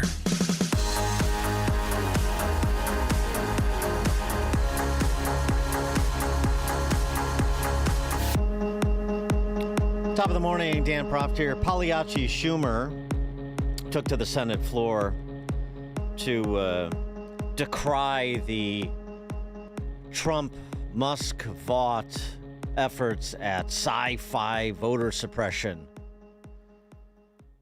algorithmic authoritarianism, and other fun phrases his speechwriters came up with in opposition to the SAVE Act or, frankly, any guardrails on election administration. And, doing basic things like removing people from the voting rolls who are ineligible to vote. Voter purge database. The absolute last person Americans want combing through their personal data is Donald Trump. Letting Trump scrape through Americans' private data to purge them from voter rolls isn't just unpopular, it's illegal. Donald Trump, Elon Musk, Russell Vought wanted to plug in America's sensitive personal information, including Social Security information, into their shoddy database and have DOJ's algorithm decide who gets to vote. It's sci-fi voter suppression, authoritarianism by algorithm. Trump cares so little about Americans' freedom that he's trampling on their right to privacy just so he can take away their right to vote. For months, I've been saying this database was one of Trump's most sinister strategies for subverting our elections in November. And what is he referencing? It was the subject of opinion that was handed down by a D.C. federal district court judge named Sparkle Suknanen, Biden appointee. And Jim Jordan explains what Schumer's referring to and the thrust of the decision offered by that D.C. federal district court judge. The federal government has a list of people who are in the country on some kind of visa who are not citizens. States have a list of their residents who are on the voter registration rolls. So President Trump said with his executive order last year, match up the list and find out who's on the voter registration rolls, who are participating in our elections, who should not be, because our law doesn't allow foreigners to vote in our elections. That is how common sense his executive order was. Simply let him match up lists. Now, a bunch of red states sent in their lists. Some blue states did. And what they find? Thousands of people were on the voter registration list in states that were not citizens. That's what he's trying to get at. And this judge says, no, somehow that tramples on rights. No, your decision tramples on common sense, for goodness sake. And that is so much of what's at stake here. Common sense versus the crazy decisions of the left and some of these judges. And speaking of the decisions of judges, we've got several Supreme Court decisions that are pending before month's end when the Supreme Court's term ends. including on matters related to election integrity. For discussion on that topic, election integrity, those decisions, and others, including birthright citizenship, which also somewhat speaks to the underlying election integrity issue. Morgan Marietta joins us, professor for the Institute of American Civics at the University of Tennessee, Knoxville. Professor Marietta, thanks for joining us. Appreciate it. Good morning, Dan. Good to be talking to you today. There's a whole lot happening at the court right now with major decisions maybe coming down tomorrow, maybe on Friday. Yeah, well, they're T-minus 6 days, so they better start making with the decisions.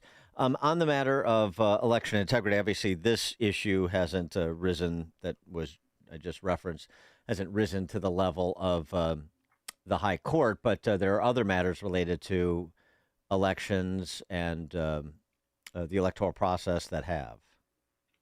Yeah, there's a few things going on. There's one about mail-in ballots. Yes. And this one has a lot to do with that California election that just happened, where there was this tremendous delay, and nobody seems to be able to explain why it is that California can't count the votes in a day or two. And the real problem with that is that it creates a perception that there's fraud. Even if there isn't fraud, it makes people think that there very well might be. And what's happening at the court right now is there's a case, Watson versus RNC, Republican National Committee, about what it means in the Constitution where it says that an election has to take place on a certain day. Does that mean that the votes have to be cast on that day? Can you have mail-in ballots that arrive later? And a lot of states now have shifted over to mostly mail-in ballots, and they let them come in a long time afterward. And again, it raises this perception that maybe the counting is fraudulent, or maybe they're ballot harvesting and sending in fraudulent votes. And the question is, can a state legislature rein that in? And I think the court's going to say yes, because the court's moving toward a more, I don't know if populist is the right word, but just sort of ordinary person's interpretation of language, really understanding that the Constitution is a contract between us and the government. And you can't just let people in power rewrite the contract and say that words mean something that they don't mean. So I think the court's going to say that an election day is an election day. And that means that if a state wants to say you can't allow ballots to come in a week late, then that makes sense. Yeah, well, I mean, so as we know, elections are mainly state and local matters, and the Supreme Court is deferential to that construct. But is it your view that they'll say, well, you can do that if you want, but the states that are doing, I mean, the states that can do it are doing that, and there's states that will not do it, like California, which enjoys the system they set up. You don't see the Supreme Court coming in and saying election day is election day, and you shall not collect ballots that have been cast or that are received after election day, for example. Probably not. I think that federalism, meaning that states have a broad range to decide this sort of thing for themselves, that's pretty important. The Constitution does allow the Congress to make national rules, and they could do that. It might be a very good idea if they did do that. But I don't think a lot of people think that they have the political will to do that right now. So right, I mean, because I mean, to sort of ratify that, states have this deference when it comes to administering elections. Well, that's sort of already what we have. So now we're going to have the same. We'll basically have the same system we have. The states that want to ensure greater likelihood of election integrity, reduce the incidence of fraud or even the threat of it, are moving in that direction, or will continue moving in that direction. The states that don't want it won't want it. But the problem, of course, is that necessarily implicates national elections, like for President of the United States. And so there is potentially an inflect or an angle in for the Supreme Court should they decide to take it. Right. Federal law on this can actually preempt even state law potentially. So we will see if the Congress is willing to step in and make a national standard, and that I think the court will allow them to do. The case that probably is going to be most poured over and potentially the biggest powder keg is the birthright citizenship case, because if the Supreme Court changes sort of the more or less the precedential holding that in terms of what the 14th, that subject to the laws thereof, what that phrase in the 14th Amendment means, to suggest that just being here at your birth does not automatically confer citizenship.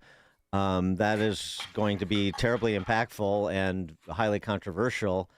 I think there's a pretty strong argument in that direction to be made. Where do you see the court on that issue?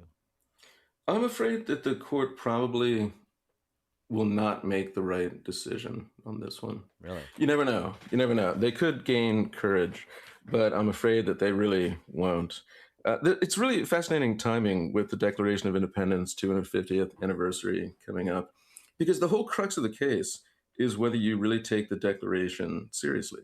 The Declaration of Independence is a statement that we are a sovereign country, that we the people decide these very important things. And we broke with the old English common law that the court cites on this.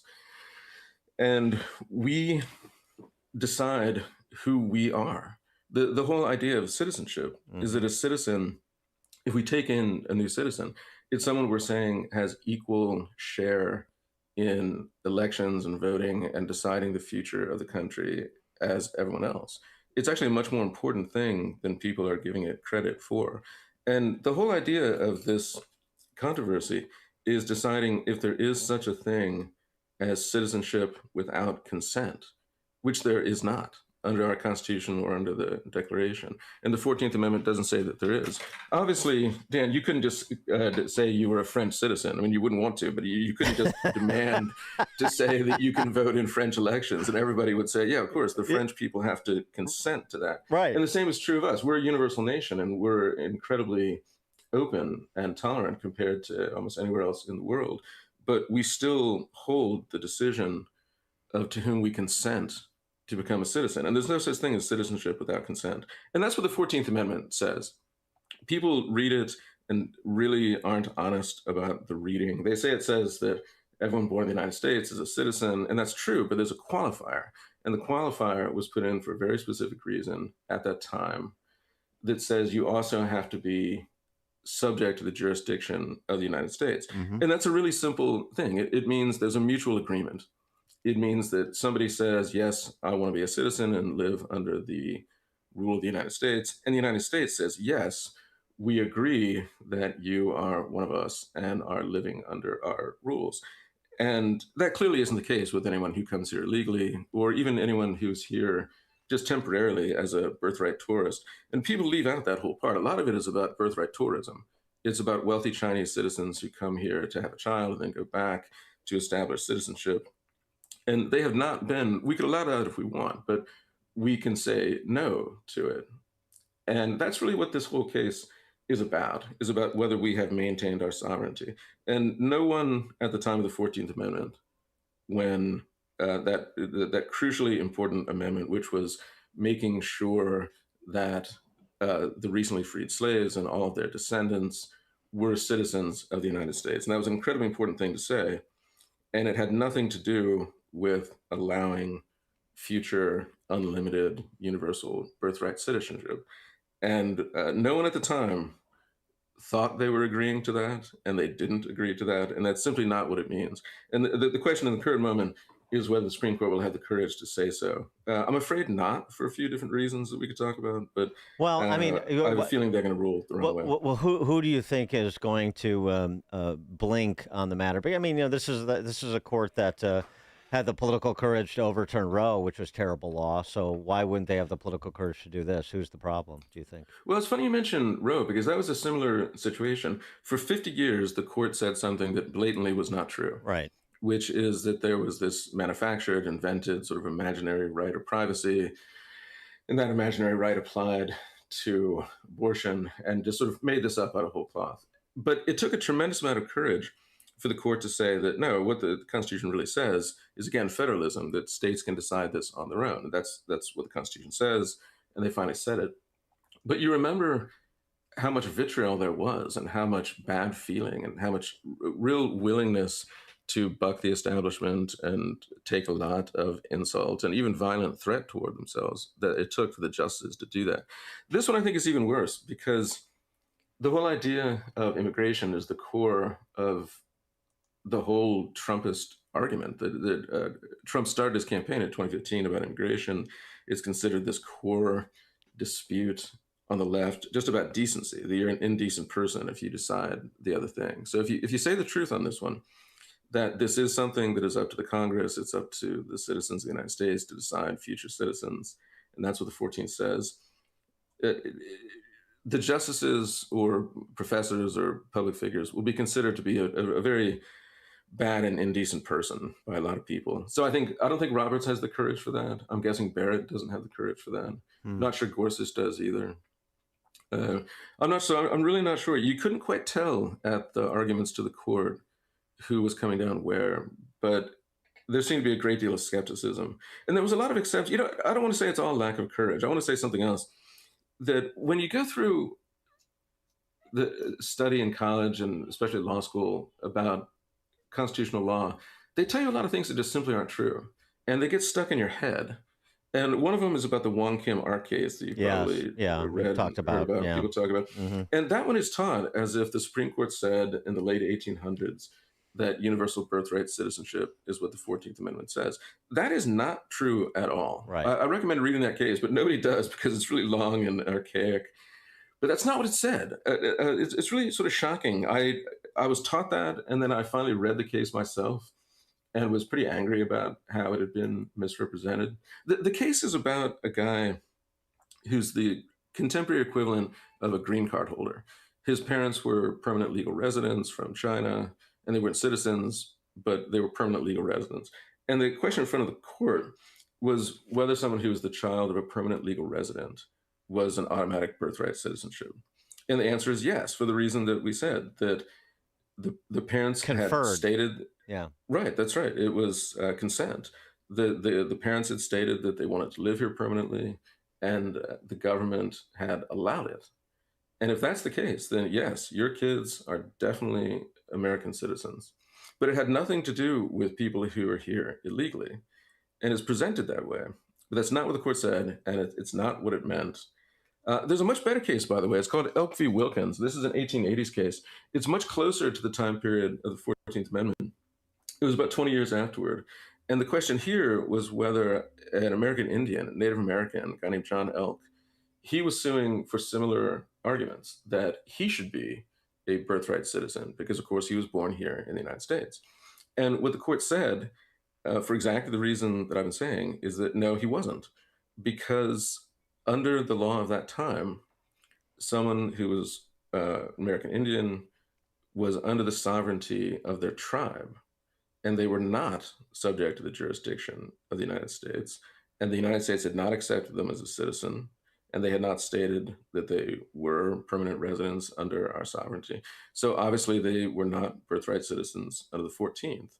And that'll change in the 1920s when the Congress decided, and this is the meaning of subject to the jurisdiction, the Congress decided that Native Americans are subject to the jurisdiction, and then it all changed. But the court was right in Elk v. Wilkins, and people misrepresent what they said in Wong Kim Ark. So, but I'm afraid that got stuck in the head of a lot of the justices. Yeah, I mean, there's been a lot of scholarship written on this, including recently. Probably some people polished off old term papers and reposted them because of this case. So, I mean, it's hard for me to believe that at that level with those intellects, maybe excluding Ketanji Brown Jackson, that they're unaware of the arguments and the case history and the actual facts in those cases, including the basis of those holdings. So I don't know. I think if they don't do it, it's going to be much more about political courage and basically the integrity of their jurisprudence, and less so about, oh gosh, I just had this in my head from Yale. I don't know. Well, what I mean by that is, for scholars, it's really hard to publicly state that everybody else is wrong. And they would hardly be alone. I mean, they'd hardly be alone.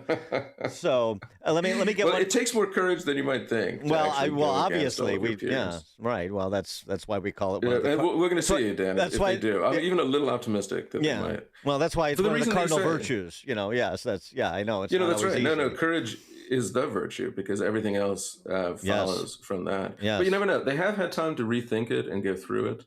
And they might have had some discussions. And, the courage is contagious. So if one of them did it, maybe the other ones will do it. I'm holding out a bit of hope. Yeah. Because it is actually about whether we're going to read the Constitution in an original way or not.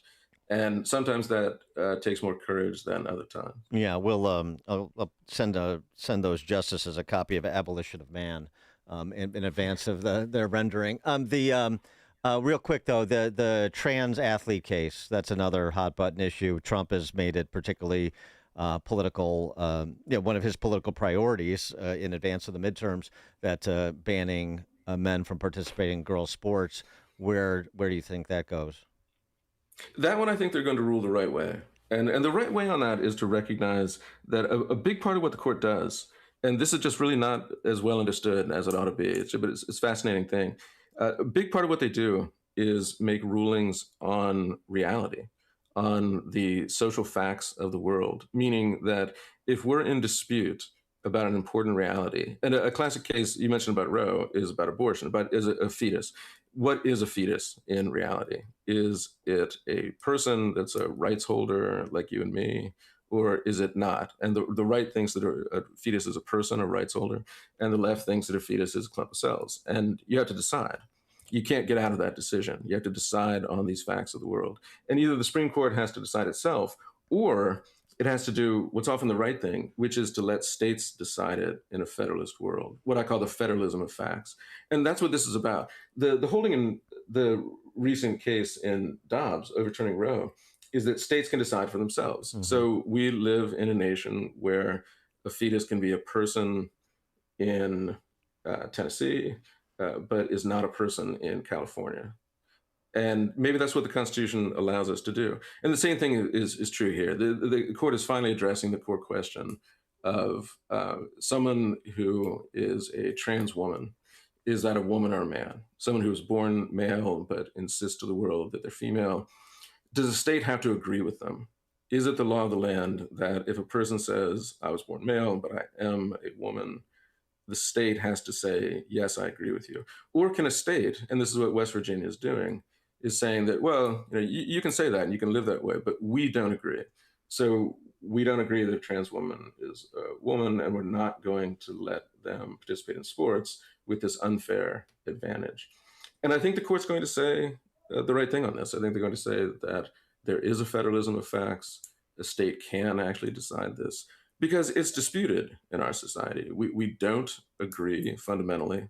Some things are so agreed upon as facts that a state couldn't go its own way on it. But something that's a major social controversy, yes, a state can decide what fact they recognize. And I think that's exactly what the Supreme Court is going to say. Morgan Marietta is a professor for the Institute of American Civics at the University of Tennessee at Knoxville. Professor Marietta, thank you for joining us as always. Appreciate it. Dan, thanks so much. Take care. Take care now. And he joined us in the alphawealthgroup.com answer line. There's only one radio show in Chicago talking about today's biggest stories and telling you what they really mean. That show is this one, Chicago's Morning Answer on AM 560, The Answer. Platform safety is critical at your commercial and industrial facility. Keeping people safe and meeting OSHA requirements isn't optional. That's why Vans Industrial offers free platform inspections by professional structural engineers who know exactly what to look for. Problems with platforms, ladders, or stairs can lead to costly fines or worse. Vans Industrial helps you meet OSHA standards to protect people in your facility. Hi, I'm Dave Van Camp, president of Vans Industrial. With decades of experience, I bring long-standing industry knowledge from inspecting, correcting, and replacing countless platforms to make facilities safer. Vans Industrial is a specialty contractor equipped to modify or replace steel catwalks, handrails, stairways, and ladders. Our union building trades professionals fabricate and install high-quality steel systems that create safer work environments. Call 833-VANS-IND for a free platform inspection by professional structural engineers. See what else we can do for you. Visit vansindustrial.com. That's VANS Industrial.com. AM 560, The Answer.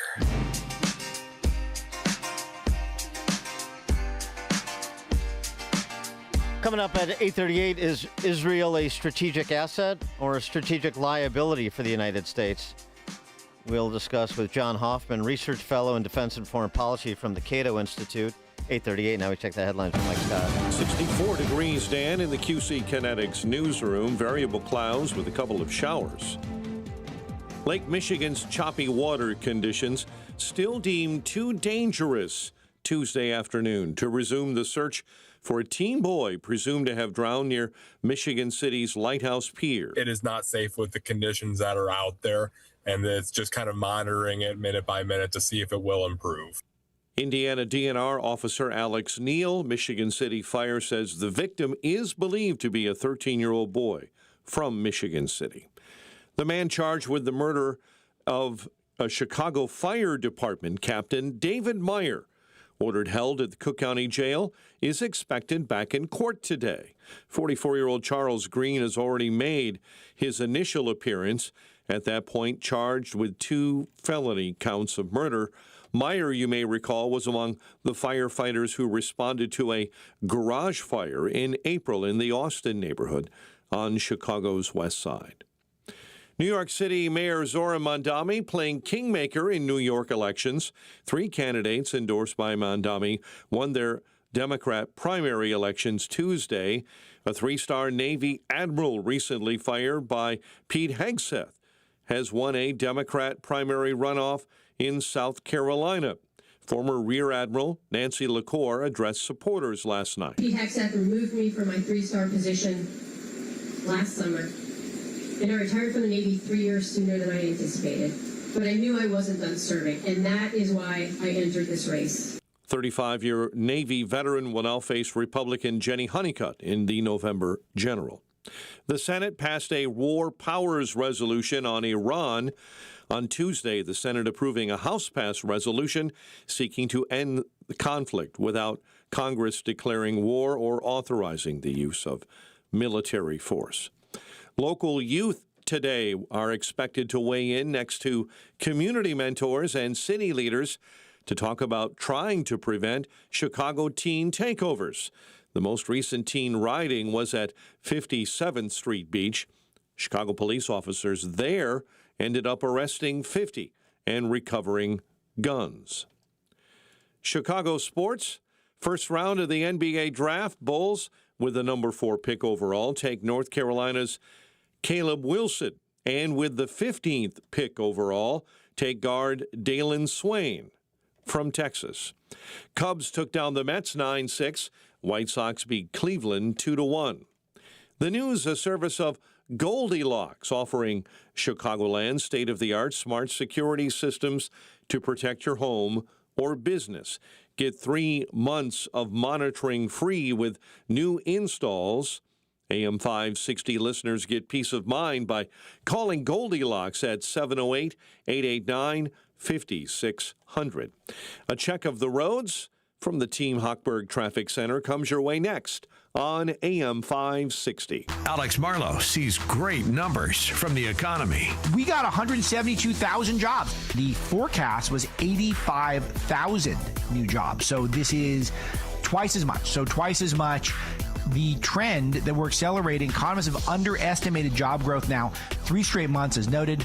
3 months average, widely considered a more reliable gauge. The Alex Marlowe Show, afternoons at 3, right before Sean Thompson at 4 on AM 560. The Answer. You know what really keeps me up at night? It's the criminals feel more and more bold. They have no fear of any consequences because there are none. So I did what anyone with a family should do. I called Goldilocks. They're not just some cookie-cutter security company. Goldilocks has been protecting Chicagoland homes and businesses for 4 decades, 40 years. And they actually listen. Their technician comes out to the house. He takes a look at what you need to make your house a smart home with a security system you can monitor from anywhere. It's built specifically for me and my family. Motion sensors, smart locks, cameras, monitoring, all customized. I don't trust anybody in Illinois to protect my family. I do it, and I did it by calling Goldilocks. I trust Goldilocks to keep my house, my property, and my family safe. Tell them Sean Thompson sent you, and Goldilocks will include 3 months free monitoring with any new installation. Call Goldilocks at 708-889-5600. That's 708-889-5600. Or visit them online at GoldilocksInc.com. If you're over 65 and struggling with knee pain, Joint Relief Institute offers a guaranteed way to treat it. It's non-surgical and often covered by Medicare and private insurance. It's JRI's Joint Arthritis Treatment, knee lubrication placement that's so accurate it's 100% guaranteed and can relieve your knee and shoulder pain in 10 minutes or less. Book your risk-free consultation today and get back to walking, golfing, pickleball to cycling without pain or medication. Call 708-315-6800. Meet the provider, get an x-ray and joint consultation. Why wait? JRI has treated over 30,000 Chicagoans and performed over 400,000 procedures. You could be next. Over 5,000 five-star Google reviews can't be wrong. Stop living in pain. Call the Joint Relief Institute today, 708-315-6800, or visit jointreliefinstitute.com. Locations in Glenview, Oak Brook, and Orland Park. That's 708-315-6800 for the Joint Relief Institute. Medicare and most private insurance plans accepted. Hey, this is Sean Thompson. You know, most of us spend our entire lives in the paycheck mode. You work, you get 30% taken from the G, you pay your bills, repeat and rinse. And that's how time goes by. Then all of a sudden you're old. Retirement hits. Suddenly, you're the one who has to figure out your paycheck that isn't there anymore. Markets are bumpy, prices are up, things can get stressful real fast. That's why having a real income plan matters. Tom Fortino and the team at Alpha Wealth Group can help you build a strategy to turn your hard-earned savings into a reliable retirement income. They coordinate with your Social Security and your tax planning, so you can stop wondering if you're withdrawing the right amount at the right time. Tom Fortino and the people of Alpha Wealth Group have been doing this for 30 years. They can help you by giving you a complimentary retirement roadmap. And all you have to do is call 630-864-6711. That's 630-864-6711. Or online at alphawealthgroup.com. This hourly segment is brought to you by Goldilocks, offering smart security systems to homes and businesses. Call Goldilocks at 708-889-5600. Team Hochberg Traffic Center time at 8:41. Big problem spot for the entire morning has been westbound 8094 between Chase and the Bishop Ford. 2 right lanes remain blocked. Fatal car crash there continues to be investigated. Major delays southbound on the Veterans 355 between the Ike and Army Trail Road. Delays on the Stevenson stop and go slow ramp to the inbound Dan Ryan, and slowdowns on the Kennedy as you travel inbound between Montrose and North Avenue. Traffic is a service of Lowe's. Upgrade your cookout game this July 4th at Lowe's. Save $50 on select Pit Boss DX Smart Electric Smokers. Now just $249. Valid through 6/24 while supplies last. Selection varies by location. Chicago's Morning Answer continues next. Now your forecast from our Air Right Heating and Cooling Weather Center. Variable clouds today and a couple of showers. A high near 76. Get the latest weather, traffic, and news updates online at 560theanswer.com. Now, from the Signature Bank Studios. If you're looking for the latest news, insight into what it means, and the sharpest opinion, there's only one station in Chicago where you can turn, and it's this one. We're AM 560, The Answer. Top of the morning, Dan Proft here. VDH, Victor Davis Hanson, podcast reacting to J.D. Vance's rhetorical approach to Israel over the last week as negotiations have expectedly gone through fits and starts with the Iranians. Here's what VDH had to say about providing some context to America's relationship with Israel and a little comparison and contrast towards our relationship with our European allies on matters such as Iran. Can I just? I don't get it because it's in our interest to get rid of the bomb. Yeah. Because once they destroy Israel, they're going to try to threaten us and Europe with 11 nuclear weapons because they have the missiles that can almost, they can go halfway already, and they'll be able to go all the way. And we would have never been able to bomb last June the nuclear facilities had there been air defenses. We would have had to spend a lot of time. There were no air. We just had to. Only problem bombing last June was we called up the IDF and said, "Hey, could we come in here?" The airspace. They were controlling it. They had destroyed the Chinese air system of defense. So, did anybody ever do that to us? I can't remember anybody. Did the Europeans ever say, this is a Western collective fear that they're going to get a bomb and we're going to do our part? We tell you what, U.S., you have the B-2. You take out the facilities and we will take our 300 or 400 fighters and we will get rid of the air defenses so you can arrive with these billion-dollar bombers in safety. No. They never did that. In fact, they did the opposite. Maloney, Macron, Sturmer, and the nut in Spain said, you can't use our bases. So is Israel a strategic asset for us or a strategic liability? That's in pertinent part what we'll discuss with our next guest. He is John Hoffman. He is a research fellow in defense and foreign policy at the Cato Institute. John, thanks for joining us. Appreciate it. Thank you for having me on. So I read your piece, a couple of your pieces, so I know the answer to the question I posed from your perspective. But why don't you react to what VDH had to say? Yeah, as you could probably assume, I view it from a little different perspective. I view, first and foremost, the U.S. relationship with Israel as what I would call an imbalanced relationship. It tilts pretty clearly in one direction, and I would say that's not exactly in America's favor.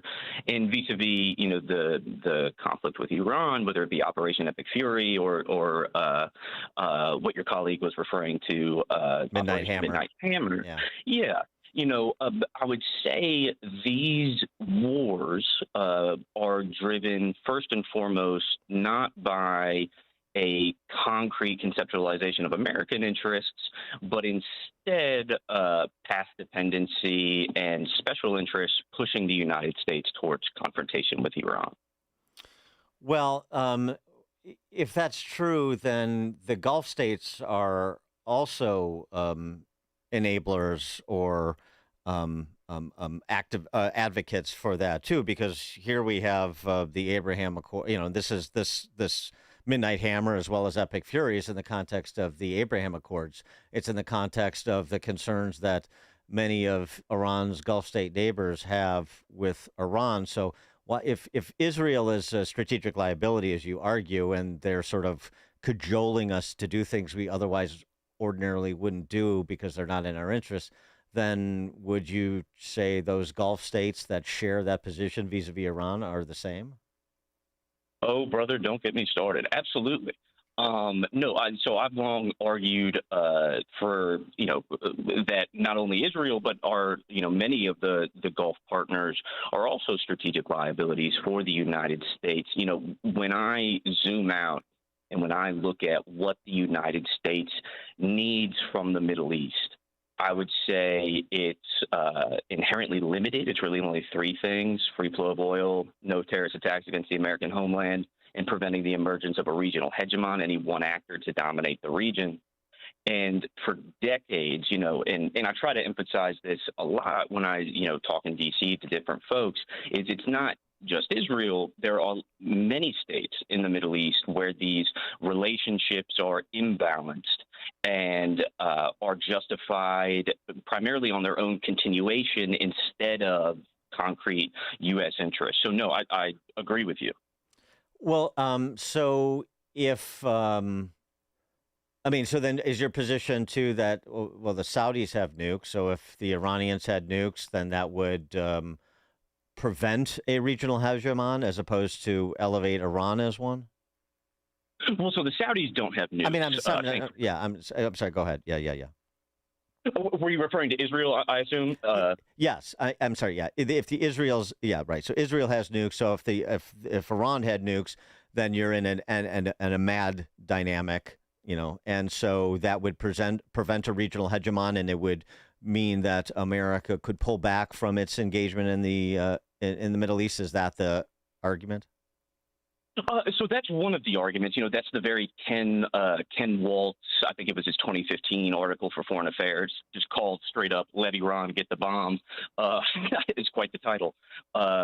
But, I think even absent, Iran getting a nuclear weapon or American involvement, or even absent, Israel's nuclear weapons, the dynamics that prevent a regional hegemon in the Middle East actually exist absent American involvement. The region is incredibly politically fractured.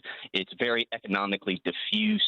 It's geographically resistant to conquest. The hegemons in the Middle East historically have been rare. The only powers that have actually amassed such a level of power have been outliers, just because the region is mountainous. There's deserts. There's waterways.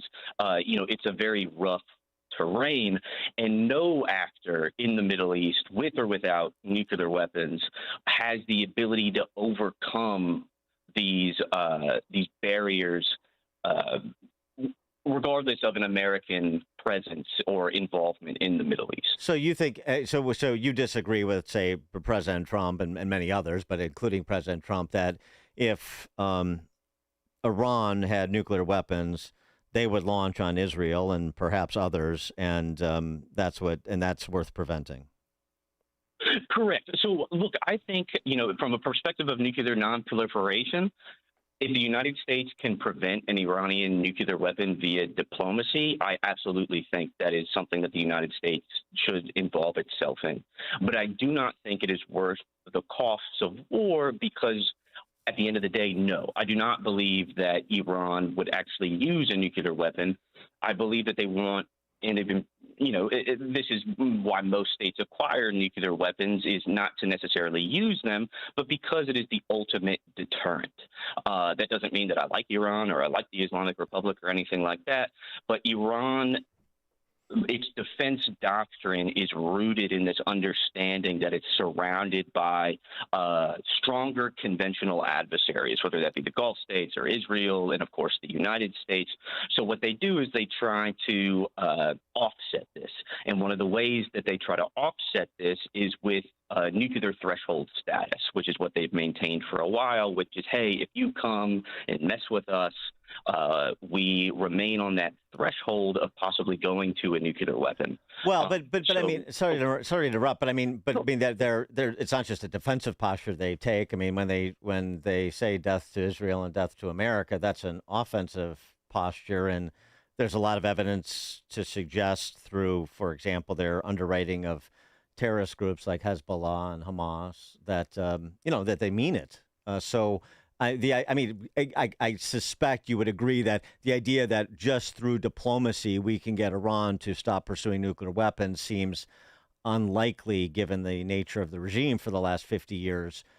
So if that's not possible, and they do have some proactive interest they would like to pursue, then what is America to do? Sure. Well, two parts on that. The first one, regarding Iranian rhetoric about death to Israel, death to America. No, of course, this rhetoric is not exactly comforting. But what I'm concerned with is what Iran can do and is likely to do, not what what this rhetoric suggests. Because I can, stand up here and say Cato should pay me $1 million. But that's not quite the same thing as what they're saying. I mean, as I said, they're backing their play in material ways. No, so the nuclear weapons are inherently difficult to coerce with. There's a long history here of nuclear armed powers, whether it be the United States, whether it be Russia, the Soviet Union. Nuclear weapons are inherently about deterrence. They're defensive in nature because the threats of nuclear action lack credibility, because one, If there's another state within the region with nuclear capability, such as Israel, that has secure second strike capability, then you're talking about a mutually assured destruction here. Right. But on the other hand here, what you were talking about, the other part, the diplomacy part, no, I think there is, and I talk a lot with folks that are tapped into Tehran. There is a diplomatic appetite within large segments of Iran for coming to an agreement with the United States that puts the nuclear stuff on the back burner in return for sanctions relief and so on. And we saw that with the JCPOA. The JCPOA was not a perfect agreement. I will be the first one to admit that it didn't solve all the problems vis-a-vis Iran. But from a perspective of nuclear nonproliferation, if that is the objective here, an agreement akin to the JCPOA where you have enrichment caps, you have caps on centrifuges, you have caps on you have inspectors within Iran investigating or inspecting these sites. That is really the only way to prevent an Iranian nuclear weapon absent full-fledged war. And we saw that even Operation Epic Fury, did not meet the threshold of something capable of eliminating Iran's nuclear program. You would have to talk about the prolonged occupation of the country. Yeah, that's debatable, but it's certainly possible. The problem with the JCPOA, you said didn't solve all the problems. What problems did it solve exactly? It certainly didn't solve the enriched uranium problems, the nuclear weapons program. There was this protocol, but then there's the implementation side, and we know it's documented that Iran was in violation and was manipulating these European weapons inspectors time and again over the last 20 years. So Midnight Hammer last year wouldn't have been necessitated if we didn't know that they were in violation and they were enriching uranium. The entire time. Well, so I would push back against that. What I would say is during the JCPOA, there was no evidence that Iran was enriching beyond 3.67%, which is what the agreement capped them at, and which is what is required for a civilian nuclear program. When the JCPOA was scrapped in 2018, Iran started moving towards higher levels of enriched uranium. First, they went to 20%, which they had done prior to the JCPOA. But then, of course, they started going to what is referred to as highly enriched uranium, which is 60%. And you need 90% for a nuclear weapon. But Iran only made the jump to 60% following the United States scrapping the JCPOA. And, that's something that I think is very necessary to hammer home, because when we talk about the highly enriched uranium or the nuclear dust that Trump talks about, when we talk about this roughly 1,000 pounds of 60% enriched uranium, that only materialized following the United States leaving the JCPOA. That is something to really hammer home.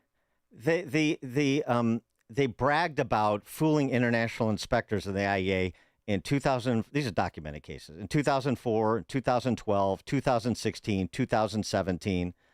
So, I don't take the Iranians at their word, whether they're saying something I would agree with or want to believe, or they're not. But Jim Garrity of National Review had a good piece on this week. So they were in violation. No, look at the statements from the IAEA. Look at statements from U.S. intelligence itself. But this is after the IAEA at the time. That's the argument that we need our own inspectors there because we can't rely on the Europeans, even if they're well intentioned. They got manipulated, and there's a history of them being manipulated. So this is exactly what General Jack Keane was talking about on Fox yesterday. No, look, I disagree with the general. I disagree with the assumption that the IAEA wasn't inspecting correctly within Iran. But I would also say, look at U.S. intelligence. U.S. intelligence has been very clear. One, that Iran was in compliance with the JCPOA during the time of the JCPOA, and as recently as a month before Operation Midnight Hammer, the U.S. intelligence community stated that Iran's nuclear weapons program, which was suspended in 2003, has not resumed. And yet Midnight Hammer went forward. But here, I want to get one more issue in. We'll have to talk more about this another time. But just quickly, because I only got about a minute with you. So what you mentioned the free flow of commercial traffic of oil through the Strait of Hormuz. So what if the Iranians and Oman got together and decided no free flow of traffic? We're going to toll the traffic, and it'll be under threat of attacking anybody who tries to navigate around the tolling regime that we want. So what then what do you do? Nothing. Well, so I think first, even the toll mechanism, I think that the idea of paying tolls isn't ideal, but that doesn't necessarily jeopardize the free flow of oil through the Strait because you would pay the toll. But the ability of Iran, and this is something that I talk at length about with colleagues in D.C., the ability of Iran to repeatedly close the Strait and use it as a point of strategic leverage, I think it is a little bit overstated here for two reasons. One, Iran closed the Strait in direct response to the U.S. attack on Iran. Iran has floated the idea of closing the Strait for a long time, but for them, this is an option of last resort. And sorry, bro, we're against it. That's one. Give me the other reason. Yeah, the other reason is 90% of Iran's exports rely on the Strait of Hormuz. So repeated disruptions could very well become a self-inflicted wound, especially as Iran's economy is just absolutely in the gutter, and the regime itself is trying to establish, some sort of equilibrium with society here, especially following the war and dramatically bad. Oh, sorry. No, that's fine. I just want to get that in. John Hoffman, research fellow in defense and foreign policy at the Cato Institute. John, we'll talk again, but I appreciate your time. Thank you. Thank you. And he joined us on the alphawealthgroup.com answer line. And that's a wrap. It is now 9 o'clock on AM 560 WIND Chicago. A pre-America 250 celebration. I'm Dave Anthony, Fox News. President Trump will hold a big rally this evening on the National Mall in Washington to kick off the Great American State Fair. But before that, he'll meet with NATO's leader discussing Iran. He started the day on the phone with our colleague Trey Yingst, pushing back on Iran's denials that they're not allowing nuclear inspectors. The president told Trey that U.S. inspectors will join the IAEA, but there's no rush to get them in. He also revealed that the sanctions relief that was announced earlier this week will go toward about $500 million worth of U.S. goods for the Iranian people. Fox's Jackie Heinrich at the White House, where early this morning the president posted on Truth Social, oil companies are gouging customers, not bringing gas prices down fast enough, as the price of one type of oil, Brent, is now back to the level it was before the Iran conflict. But at the pump, gas is still almost $1 higher. Republican Congressman Dan Muser tells Fox.